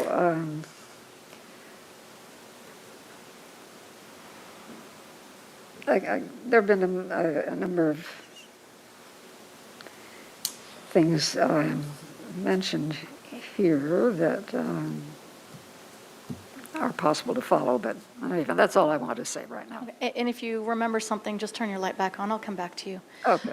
So now it's my turn, and I have my little checklist. I'll do my best to just go briefly, and if for some reason you need more, tell me, but it's what I was going over earlier. The first item is let's try and rename the program and start using that new name. I know it takes time to adapt, and the term AUD will still be gurgling in people's mouths, but as we practice it from our side, others will learn it, and just like they learned AUD from after variable density, they'll learn this as well. Secondly, I'm in agreement that we need to work on the definition of workforce housing, whether we introduce a whole new term for this purpose or if we change it in the ordinance itself. We do need to visit that definition. And we would like to give some attention to the term community benefit, ultimately to assist and guide the Planning Commission's discretionary decision-making process so that we know how to use it and when to apply it. Next, I would like to go to the quote that is on page 50 of 113. And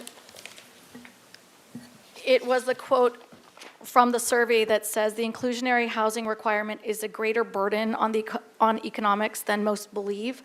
I might stand alone here up on the dais on this one, but after the different items that we've heard in 2023, the projects that we've struggled with, the decisions we've struggled with, I am beginning to feel more confident that economics certainly do need to, we need to be considering economics, and the ordinance needs to be updated, and the documents that work together with housing in all areas. I know we have multiple documents and multiple ordinances and housing elements and everything that works together. They all need to reflect current conditions. And I think that when we are, I don't like to use the word slow because there's just a time process that goes with all of these. You can't be updating this every week or every month or every year. But I think at the moment we are facing a little bit of a disconnect between the feasibility of building things the way we're hoping to expect them and the actual economics behind it. And we see that when we have projects like the ones that could be housing and possibly return as a hotel, or projects that could be using adaptable reuse to be housing, but they can't get it to work because they can't meet the open yard or the parking. So that's why I think all these documents need to be updated concurrently. I know you're working on those, but when one is far behind the other ones, then there's a disconnect and there's a loophole, and I think people get stuck in. And I don't want to see that be our downfall. I want to be able to support projects that come in. Or we find a different type of way of making exceptions, but that's what our role is on the Planning Commission, and therefore we need to make sure that that is within our purview to make those types of, or even internally, director discretion. I don't know what exists in that area, and that actually goes to my next point, which I wrote it down, and I'm going to quote, I think it was Ms. Kukinda, a positive quote, where you said that staff has a lot of options with the internal process, and you had a few suggestions. I wrote assessing project completeness, review process timelines, early input, you know what what part of the presentation I'm talking about. I wrote down on here, please do this. I think that coordinated effort internally will give a lot of relief to what then comes to the discretionary decision-making bodies. So if some of that can get taken care of in your world, I think it would be positive to support applicants going through the process, and then they don't come to us, or if they do come to us, they've moved further along in the process itself. The next, I'm going to go into another quote. The next quote I want to focus my comment on is on page 36. It's from a focus group, and I'll read it in focus group sentiment. To incentivize housing production, make residential developments more economically feasible than hotel developments to compete. And I know that that's been a hot topic amongst this commission, so I definitely want to ask for whatever pathway internally you can do and whatever pathway we need to recommend to council to help support that sentiment. I'd like to also mention that I am in agreement with Vice Chair Bauke's comment when he brought up the reference to other municipalities and cities and ways that they've successfully achieved their ordinance, their process, their updates, and ultimately increased their inclusionary housing. And again, I just want to mention I find myself in conflict with this. It doesn't mean that I'm the majority, but I do really find that if projects, regardless of the number of projects, catch themselves unable to get financing in order to cover the affordable units and have to either increase the value, the cost of their market rate units, that then pushes up the cost of rentals, just to cover the cost of affordable units, then we're creating another problem that I am very conflicted with promoting. That being said, we go back to in lieu fees, and I'm in agreement with my colleagues. We need to address increasing in lieu fees so that it makes it worthwhile to the developer to get out of the affordable requirement, but also feeds back into the system to support nonprofits, the Housing Authority, and others that can provide us nice, affordable projects. I also think that it's important to maybe have some conversations with, to promote private and public partnerships.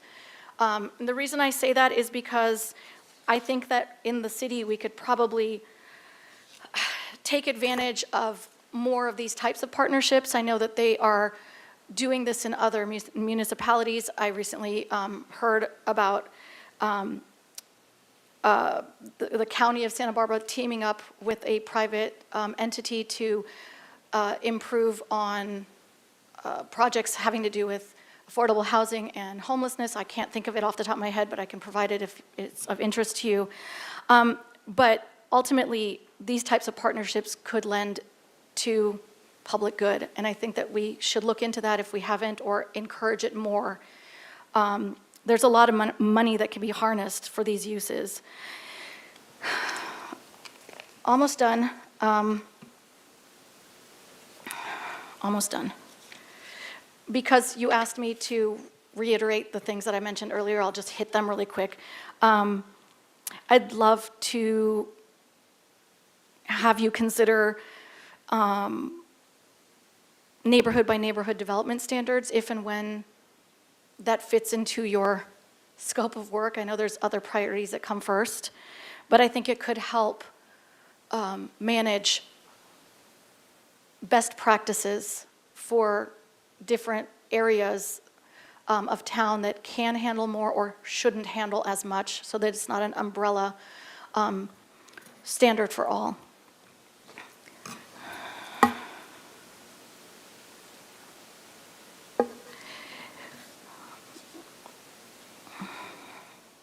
I also would like to suggest more conversation on the needle.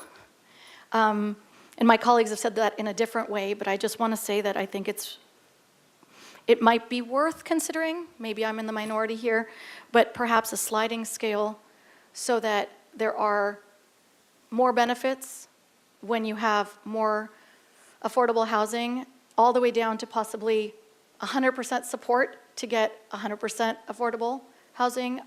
There were some comments made about reducing fees or making fees zero to get those type of projects prioritized. I think incentives are very important, and we should talk about incentivizing affordable housing, but not completely removing or encouraging housing in general. And as Commissioner Wiska mentioned, there are areas that we should be focusing on that are missing, that we have a deficit on, that we don't talk about quite as much. And I'm full agreement with that. We always hear that missing middle is still missing. And I think,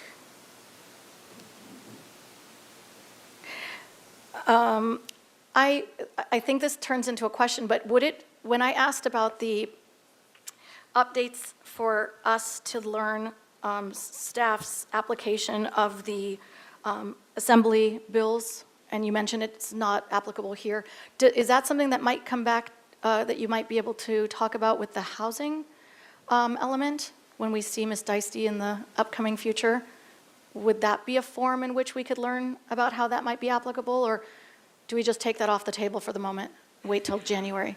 Probably take it off the table. I just don't know that there'll be time to also That's okay. cover it all. So whoever's taking minutes, don't add that. I'm not making that recommendation. I just wanted to make sure that I was clear. So I'm just going to wrap up by thanking staff. You've been thanked a lot today, and I echo the sentiments. There is a lot to be grateful for in this phase, and I know we're going to revisit this as well shortly when we come back to this item. And I just want 1 second, just one. There's so many sheets. I just want to wrap up by sharing this sentiment from the survey, and again, it's on page 50 of 113, and it says, quote, adopt a city-specific density bonus program that is more in line with local priorities but has economics benefits that are equal or better than the state program. And I know that we can do this, and I believe that we can work together as a city to get there. So thank you so much for everybody's time and attention. And Ms. DeBusk, I'd like to just ask you if you have any other questions of us from the general feedback before we close this item. No, Chair Bonderson, I think that was great. I really appreciate it, and we will come back so that we can talk about all the details in each chapter, and we can, of course, still give you a chance to have general comments if you come up with things in the interim. So this isn't the end. Thank you, and I don't want to close this item until I specifically come back to my fellow commissioner, sorry, I can't believe I stumbled.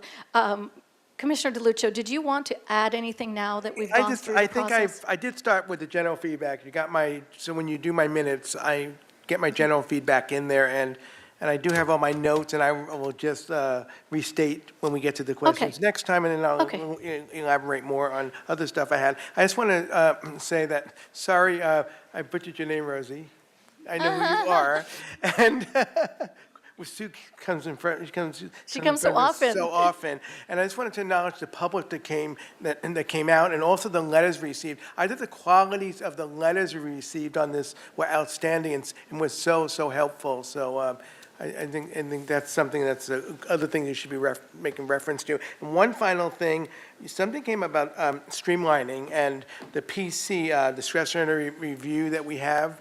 And some of it's at the planning level. Sometimes it's kind of a gray area. Sometimes it's discretion's at the design board. Sometimes it's at the planning level. Sometimes we'll comment on something and it's more direction to give to the design board. So maybe in the process of maybe the AUD and the bigger process of how we are trying to streamline better, and how we as a planning commission, maybe there's things that we can help more with. So I'll close on that. Thank you, and I just wanted to make sure that I didn't miss coming back around to you. Thank you. Commissioner Wiscombe, please. Thank you, Madam Chair. I just, we're coming back on the PC feedback on changes to consider about the program, the projects, the units, and the process. So if we need a motion to continue this, do we need a motion to continue this for those? Yes, we should do a motion to Okay, continue to a later date. I will make that motion. Thank you. I second. Okay, who was it? Was it you? Okay, thanks. So we have a motion and a second. Commissioner Wiscombe, Commissioner Wardlow, is there any discussion? No, and I will add a discussion thought. You don't have to write it in the notes. I just want to say, in our prep, Ms. DeBusk and I, we didn't know if we needed that, so I'm glad that we've been guided. So let's go ahead and take a roll call vote. Thank Ms. you, Chair Johnson. Bonderson. I'll take a roll call vote. Commissioner DeLucia? Yes. Commissioner Lodge? Yes. Commissioner Wardlow? Yes. Commissioner Wiscombe? Yes. Commissioner Boss? Yes. Vice Chair Bauke? Yes. Chair Bonderson? Yes? Motion passes. Wonderful, wonderful. Well, this was a wonderful opportunity to learn. I think that if we needed a tutorial, this was it. And thank you to staff for being here today. I'm going to call a recess. Let's just round it off to 5 o'clock. No, I'm sorry, it's 4, hold on. It's 4:46, 5 minutes. We'll be just a few minutes after 4:50. I will ask you to come back and be in your seats, and I'll start the hearing again. Thank you.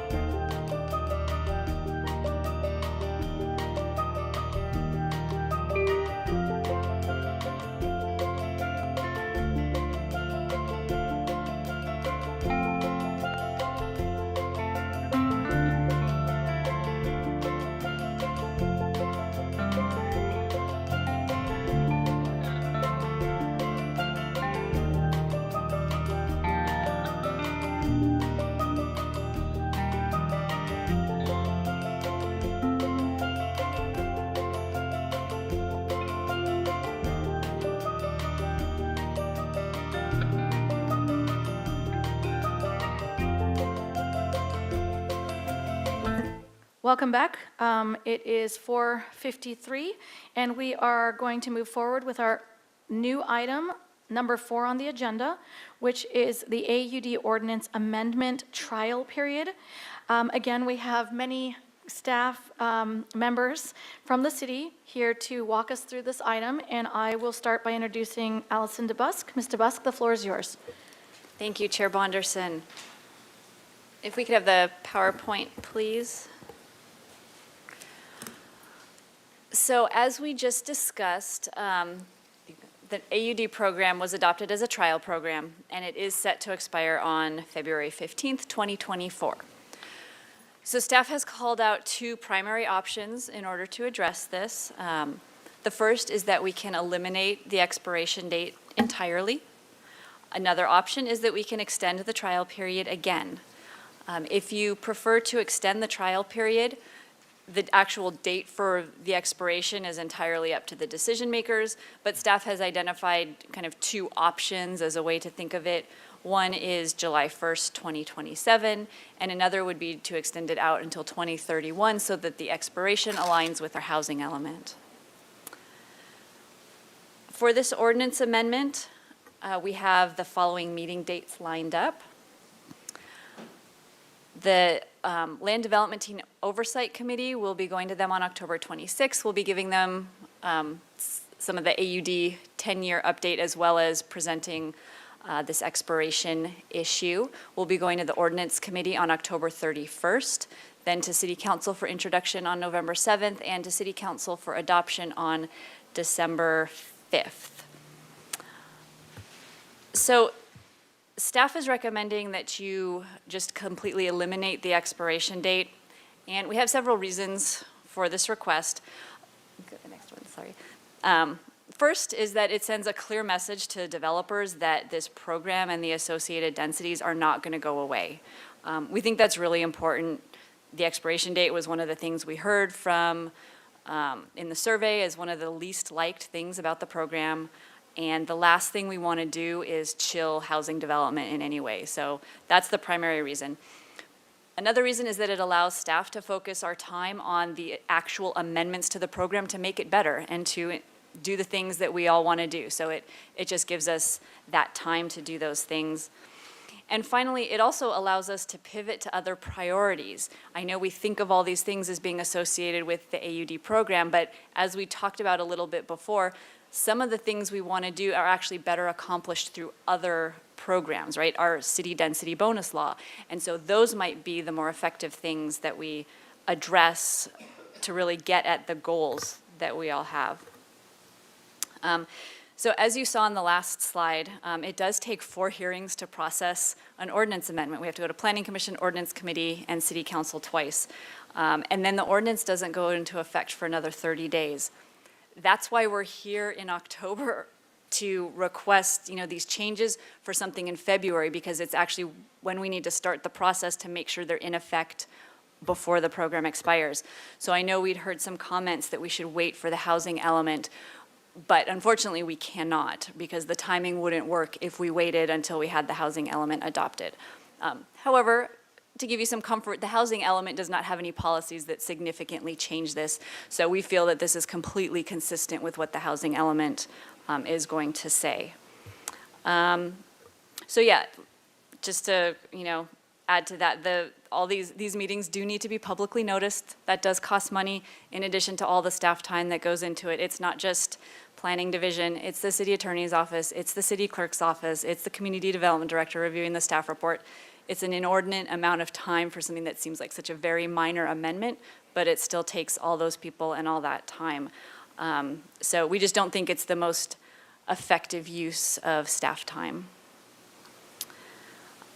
And let's see.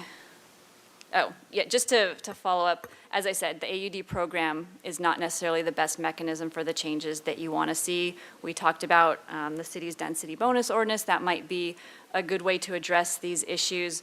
Adaptive reuse, I think, is something everybody wants to see. That's completely separate from the AUD program. And same with addressing hotels. That may not be necessarily something that we do through the AUD program. It may be other programs. So we want to be able to work on the things that will most effectively address the housing that we want to see, and those might be outside the scope of AUD. So that's why we don't think that having a 2-year extension is really the best use of time. We really think eliminating the expiration completely is the best path. So that concludes my presentation. We can certainly answer questions, and I do have slides with options for motions to help you out if that's something that you're interested in for either option. Well, thank you so much for that presentation and for summarizing the staff report. I'm going to open this up for questions from my colleagues, if there are any. Oh, yeah, thank you. Yes, my bad. Ms. Johnson is sitting here ready to talk, and I didn't give her the mic at all. It's your turn. Would you please welcome public comment? All right, thank you, Chair Bonderson. At this time, I do have one request to speak from John Campanella. So if you could make your way up to the podium, you'll have 3 minutes to speak. How could I forget Mr. Campanella? I may not Sorry. need all the time, reserve some for later. No, I think Allison and staff have really brought up the real reasons to not keep it as a test anymore, make it permanent.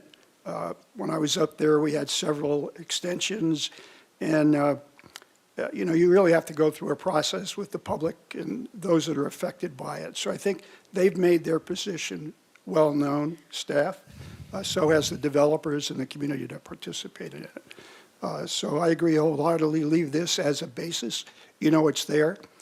Public hearings on improvements and changes are going to make sense doing it with something that's not going to expire, potentially. So agree with staff and hope you also approve that. Thank you. Thank you, former Commissioner Campanella. It's always nice to have you here supporting projects that you were a part of in your tenure. Back to you, Ms. Johnson. Do we have any other commenters? Thank you, Chair Bonderson. At this time, we don't have any further speaker slips, so I'll go ahead and move to virtual public comment.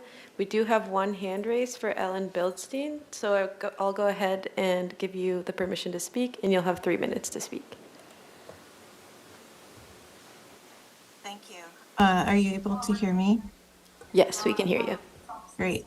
Yeah, so Chair Bonderson and the commissioners, thank you very much for the opportunity to speak on this topic. I also, like John, would like to very wholeheartedly support what staff is suggesting, which is to turn AUD, or whatever you choose to call it in the future, into a permanent policy, especially in light of the requirements that we are now dealing with related to the housing element. I believe it's going to ease the acceptance of our application to the state for us to make this into a permanent policy, and I'm sure that it will also reap benefits of creating that much more certainty in the process.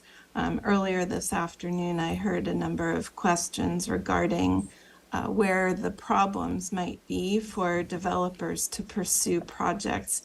And speaking as a local architect who's worked with a number of developers over the past 10 years, numerous times successfully to realize AUD projects, just as frequently unsuccessfully due to uncertainty just about how the project will go, how projects will be received.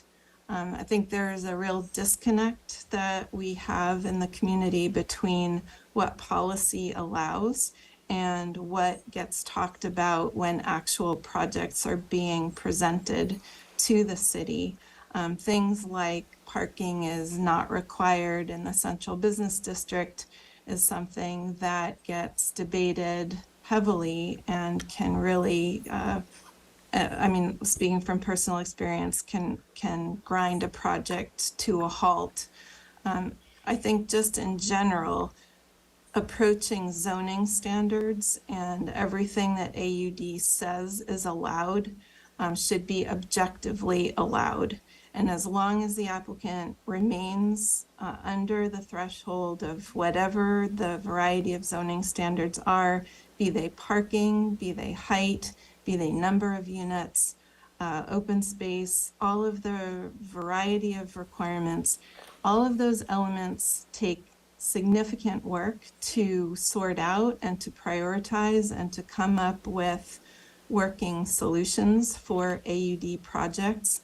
And yet, when we come to design review, often there's heavy debate on all fronts, and I think that just lends to the uncertainty of housing getting done in our community. I think we've had ongoing changes with AUD. It, from the start, was all about limited duration, and we've talked to numerous people who just weren't up for the challenge of seeing that their project would be deemed complete or reach the proper stage of things before the AUD rug was going to be, pulled out. So I think for our community to move forward productively, we need to make this permanent. We need to keep working on making it better.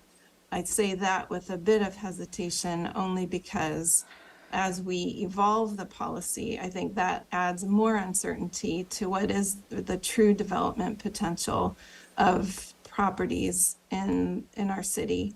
And that can also curb people from moving forward. We saw a major effort there for a while of, do we want to pursue AUD or do we want more of an FAR type of approach? And I think that caused a lot of confusion in the community as to where we're headed. Thank you so much, AUDs. Ms. Bilstein. I Okay, didn't want to interrupt you. I was looking for a period at the end of the sentence.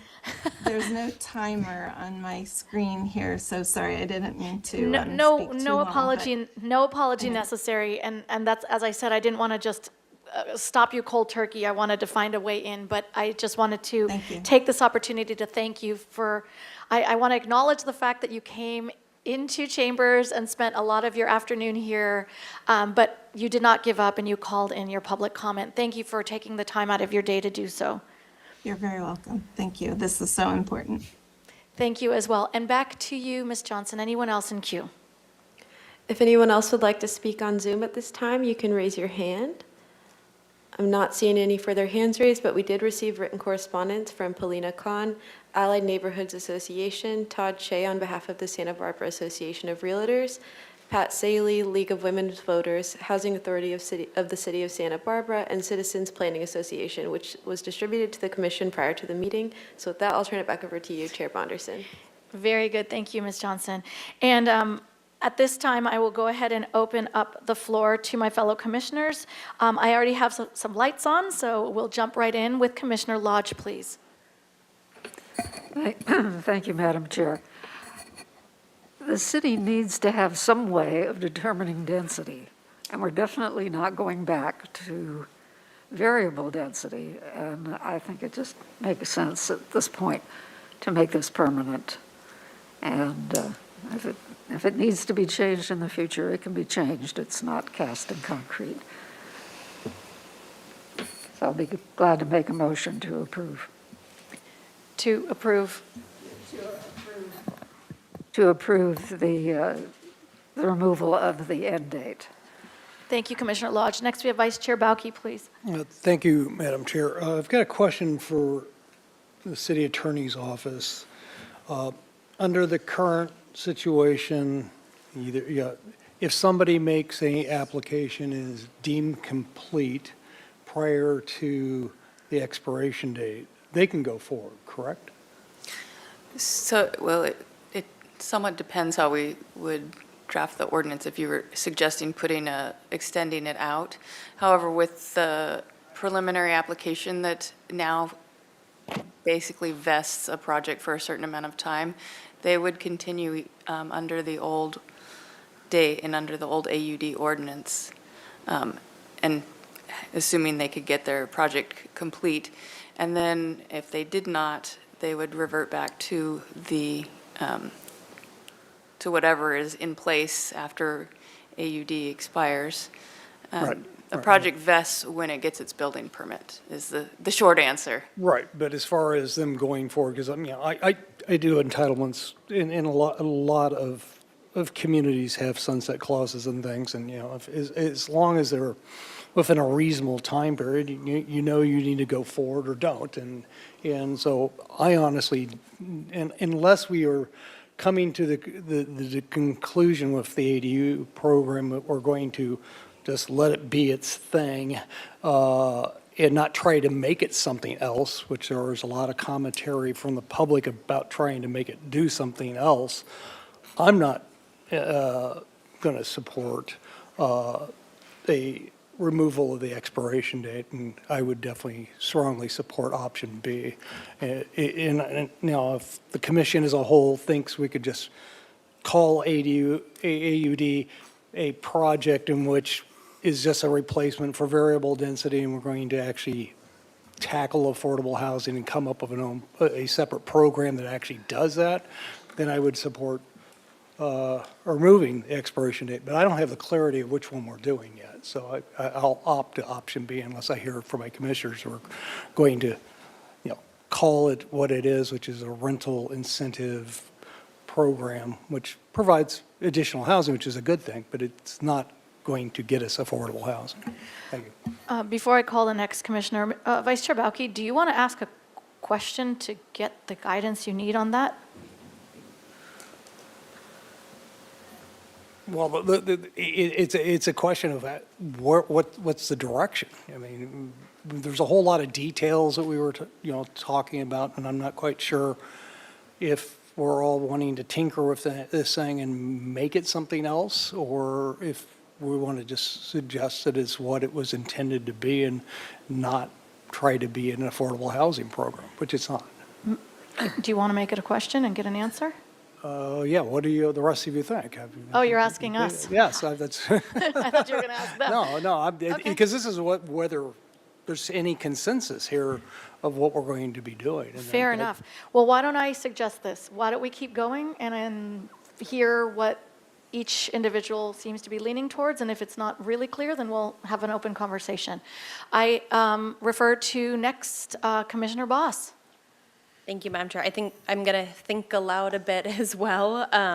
So in the staff report, it notes that staff anticipates that the most challenging component will be addressing concerns that the AUD program has not resulted in the type of housing that's most needed. And I understand the type of housing that's most needed might be accomplished, at least in part, with some other programs and policies recommended that will come back in the housing element update, but we were asked to consider changes today, and we haven't finished that conversation yet. Am I correct so far? My understanding? Yes, Commissioner Boss. Okay. And then in the staff report, it's also stated that extending the trial period may be seen as a way to ensure staff continues to work on the AUD amendments in a timely manner. And timely manner is, a few different timelines are provided. My initial thoughts were about 6 months, but I understand that we'd need more time than that. So I'm not sure if the 6 months would be from February on, and that gives us about a year from now.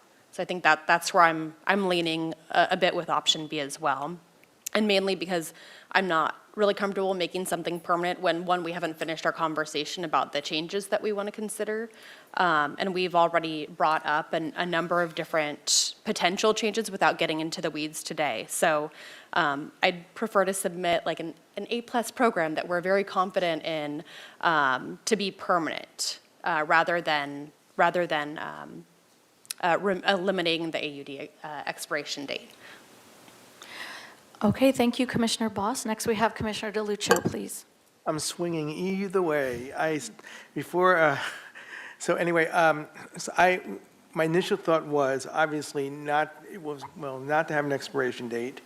And then I heard other speakers, maybe we should do an expiration date because we could always revisit this as part of the housing element. We can always revisit this again. However, that being said, we didn't finish our discussion today. You didn't allow me to give all my, detailed points, which is fine because we ran out of time. So I don't think we are in a position where we can recommend. I would feel comfortable to recommend to council not to have an expiration date on this. not to have one. We should continue with an expiration date. However, I don't think it should go out to July 1st, 2027. I know Commissioner Boss is recommending 1 year. Maybe it's 2 years, maybe even 2 years it could be, but I don't think, I wouldn't extend it out that far. So right now I'm leaning toward what I'm hearing and coming back is perhaps keeping an expiration date on this, extended out. Thank you, Commissioner DeLuccio. Next, we have Commissioner Wiscombe, please. Thank you, Madam Chair. I go to well, first of all, the staff recommendation on the screen, and I was leaning towards an expiration date, option B, but 2031 that coincides with their housing element. But I'm thinking back to the sunset dates we've put in effect or recommended to council in the years that I've been on this commission. And I'm looking at the AUD program report that we got, and we have basically, 18 months? Is that what I get from planning through permitting through all was it 18 months? I have it in my notes somewhere. It's 8 months for planning approval, 10 months for building permit issuance, so 18 months is correct. Yeah, 18 months. And I'm thinking if I'm someone that wants to develop rental housing and I get to 2029 and the median is 18 months, I may not make it. So I'm probably not going to do anything. So I'm thinking that it's time to just eliminate the sunset clause, the expiration date, make the program permanent, and then let staff do focus on the amendments. And there will be amendments along the road. We will get state housing law amendments that will affect the program. We'll get feedback that affects the program. We'll get more statistics that affect the program. But we can be flexible and allow staff to work on this and not worry about this sunset date, which has come up several times, and it's really created angst. And I'm surprised, I think it's probably so late in the day, but, we've had other meetings where we've had developers here that have said, really? You're putting us, so, we're not, if we go to 2031 and 2030, we're going to get 0 starts on projects. So I just, and I think 2027, we're in 2023, end of 2023, we're getting close to that time when we're going to have 0 projects again. And although we're not doing this in the order we'd all like, because we're not commenting on it, if we do make it permanent, then when we, as a planning commission, come back to comment on the specific questions, starting with Commissioner DeLuccio, obviously. I had to throw that in there.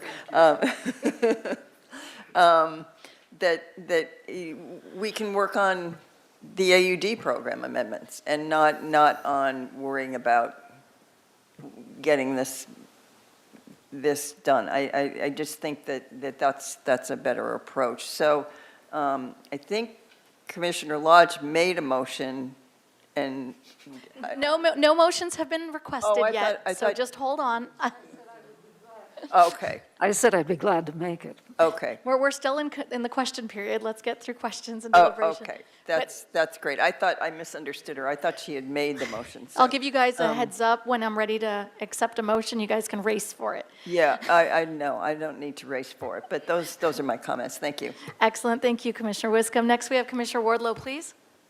Thank you, Chair Bonderson. I appreciate the public comments that have been made and some of the points made by my fellow commissioners. I agree, this program is giving us, is the pathway for over 60% of the rental units that are being created, and I assume that for developers it is important to have some type of consistency. Obviously, we want to be supportive of staff and what you guys are telling us you need and what's best for your process. So I also will be supportive of eliminating the expiration date. Thank you, Commissioner Wardlow. Next, we have Commissioner Boss, please. Thank you, Madam Chair. So just a clarification, if we remove the expiration date, what ensures amendments to make this program result in the type of housing we need comes back in a timely manner? Chair Bonderson and Commissioner Boss, we intend to come back to you. I know that, doesn't give you any promises, but the same thing could happen if there's an expiration date hanging over our heads. What has happened in the past is we've had to come back and say, sorry, we didn't get to it. Can you please extend it again? So it's not a great answer, but I also don't think that just extending the date out necessarily guarantees that we're going to come back to you with anything. But it is on our work plan, and it's in our housing element that we're going to be doing things within a certain amount of time. So that's the promise that we can give you. And if I may just add to that, Chair Bonderson, through you to Commissioner Boss, just that, we're very professionally interested in this as well, and housing being probably one of the top priorities. So I think that will not change anytime soon, and just we're all very vested in a lot of the work that's already been done and trying to gain momentum on that. So again, it's kind of setting the priorities and very much interested in continuing the conversation.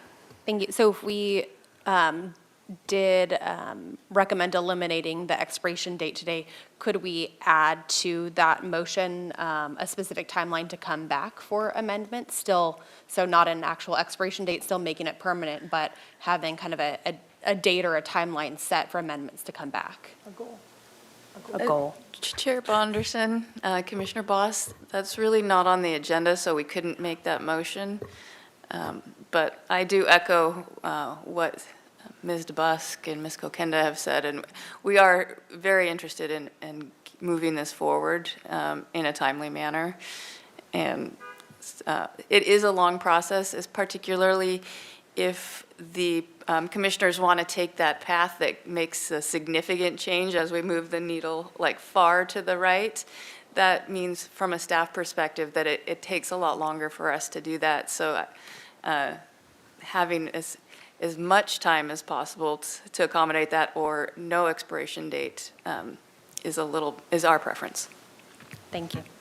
Thank you both. And I'm going to call on Commissioner DeLuccio next, please.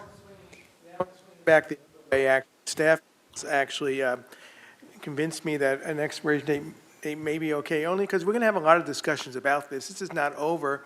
And I actually think a lot of this, when the housing element finally gets adopted, and we're going to go from, that has programs and policies in there, there's overlap, correct? So these discussions are going to keep coming up, and then I know Commissioner Boss will just make sure that we get our amendments into this AUD, if not at this time, during that process. So. I'm going to, I have to admit, I forgot. This is my fault. I forgot that you had already had your turn. I was going to swing in so we could finish all 7 and then let you guys come back and discuss. I know there's a couple lights on, but let me just put my question in here, deliberate, and then I'll call the remaining people who have their lights on. I have a question for staff, and the question is, if we were to make, eliminate the trial period today, how would that affect projects that are currently in the pipeline, if at all? Are there any different rules for them? Chair Bonderson, no, it would not affect them at all, other than not having this looming over them in case they aren't deemed complete before the date. Okay, that's what I thought. I just needed to double check because of the question that Vice Chair Bauke, you had presented. It gave me a little bit of doubt if there was something that I was missing.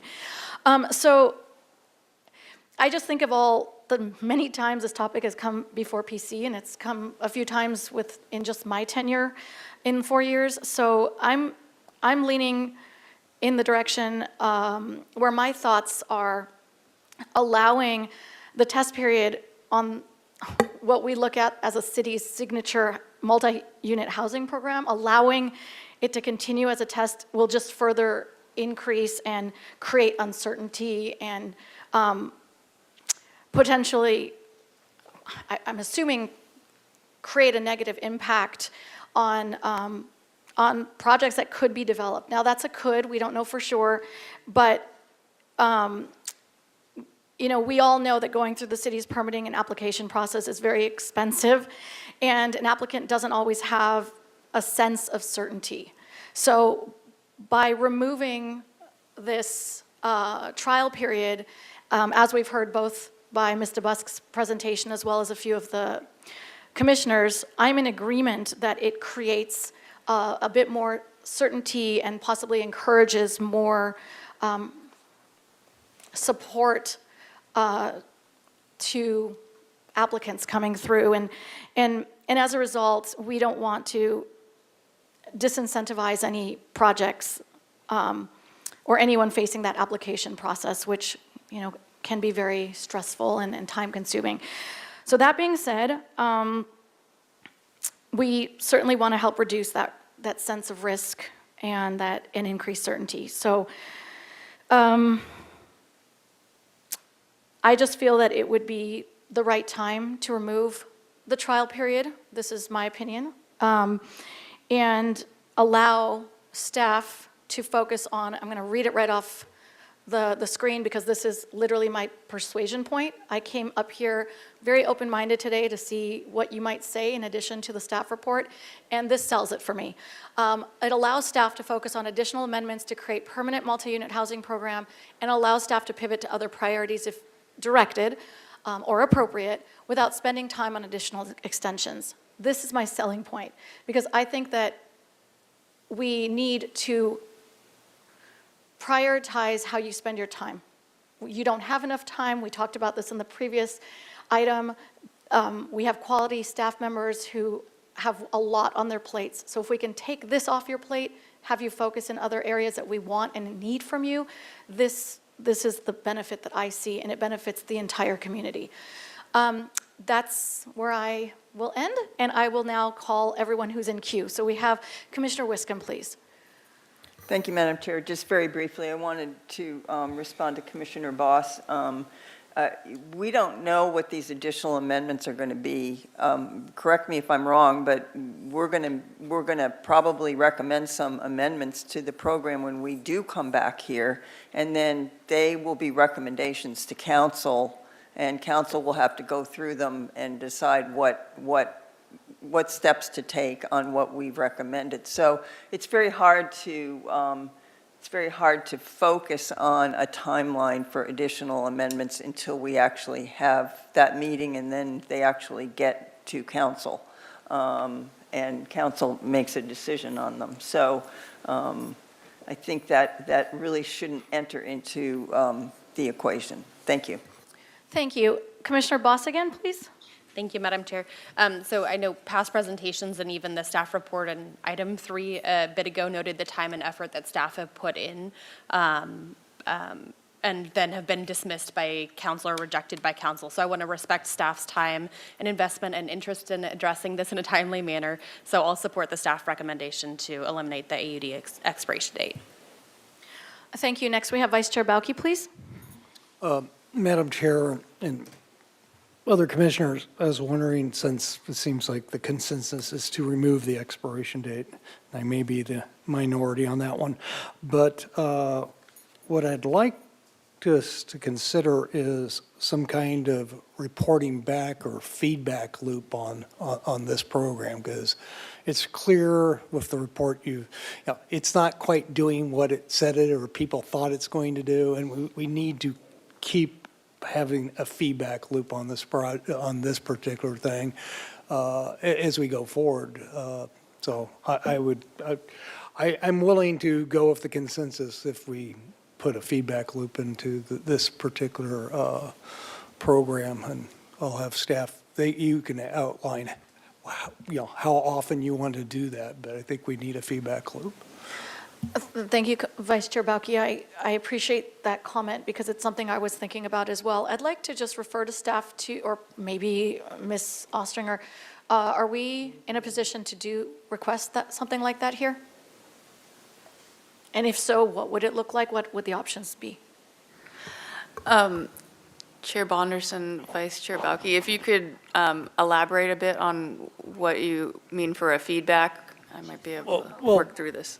Usually it's considered an annual report's the usual, in which basically staff comes back and gives us an update as to how the programs are, basically taking the data that you've got in your report and basically give us some, updates on any changes and wiggles of what you see in the data, basically. Vice Chair Bauke, there is an annual update with the housing element, so that's something that could be included as part of that.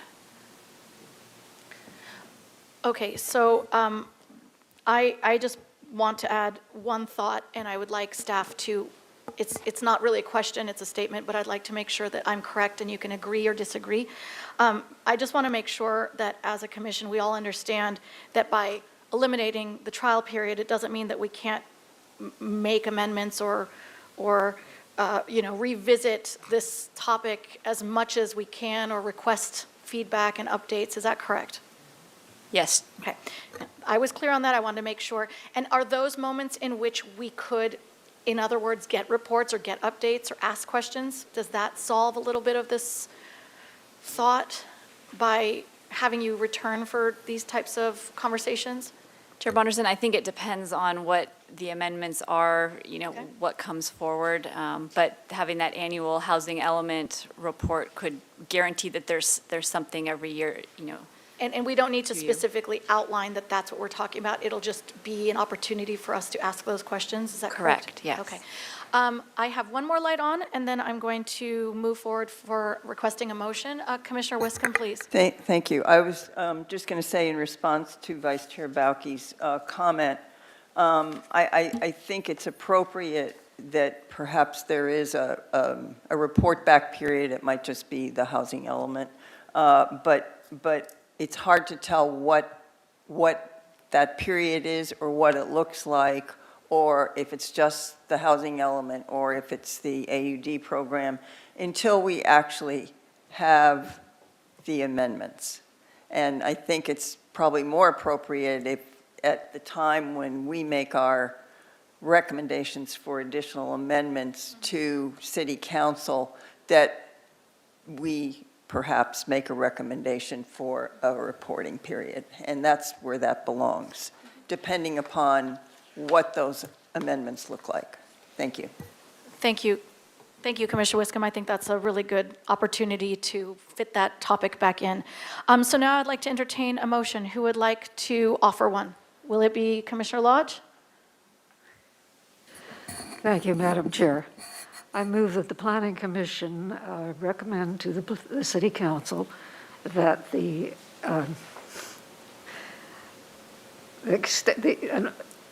Eliminate? eliminate the expiration date for the AUD program. And I'll second it. Thank you. Thank you. We have a motion from Commissioner Lodge, a second from Commissioner Wardlow. Any discussion on, oh my God, sorry. Well, So we're voting on Exhibit A, correct? but I meant Commissioner Wiscombe, that's my error, but yes, you both said it at the same time. Second by Commissioner Wiscombe. Are there any discussions on this motion? I see Commissioner DeLucia. Real fast, we're voting on Exhibit A, correct? Well, it's. The motion is to eliminate the expiration, Right, which the is ordinance option that- A. yeah. And is that a cleanup in there that we're taking? I know we don't have the variable density in certain zones. So in other words, this is the new ordinance, and it's going to have a cleanup in it, as well as to removing the expiration date. That is correct. Thank you. Okay. And there doesn't seem to be any further lights on, so Ms. Johnson, give us a roll call vote. Thank you, Chair Bonderson. I'll take roll call vote. Commissioner Lodge? Yes. Commissioner Wardlow? Yes. Commissioner Wiscombe? Yes. Commissioner Boss? Yes. Commissioner DeLucio? Yes. Vice Chair Bauke? Yes. Chair Bonderson? Yes, well, look at that. Motion passes.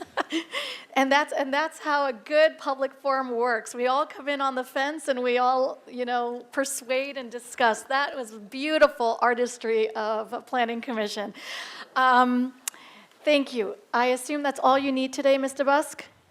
And we have agreed that since this is a long hearing, we will postpone our liaison reports until next week. So that concludes our October 12th Planning Commission hearing. Our next meeting is tentatively scheduled for next Thursday, October 19th, and we close this hearing at 5:33. Thanks all for being here today. Have a great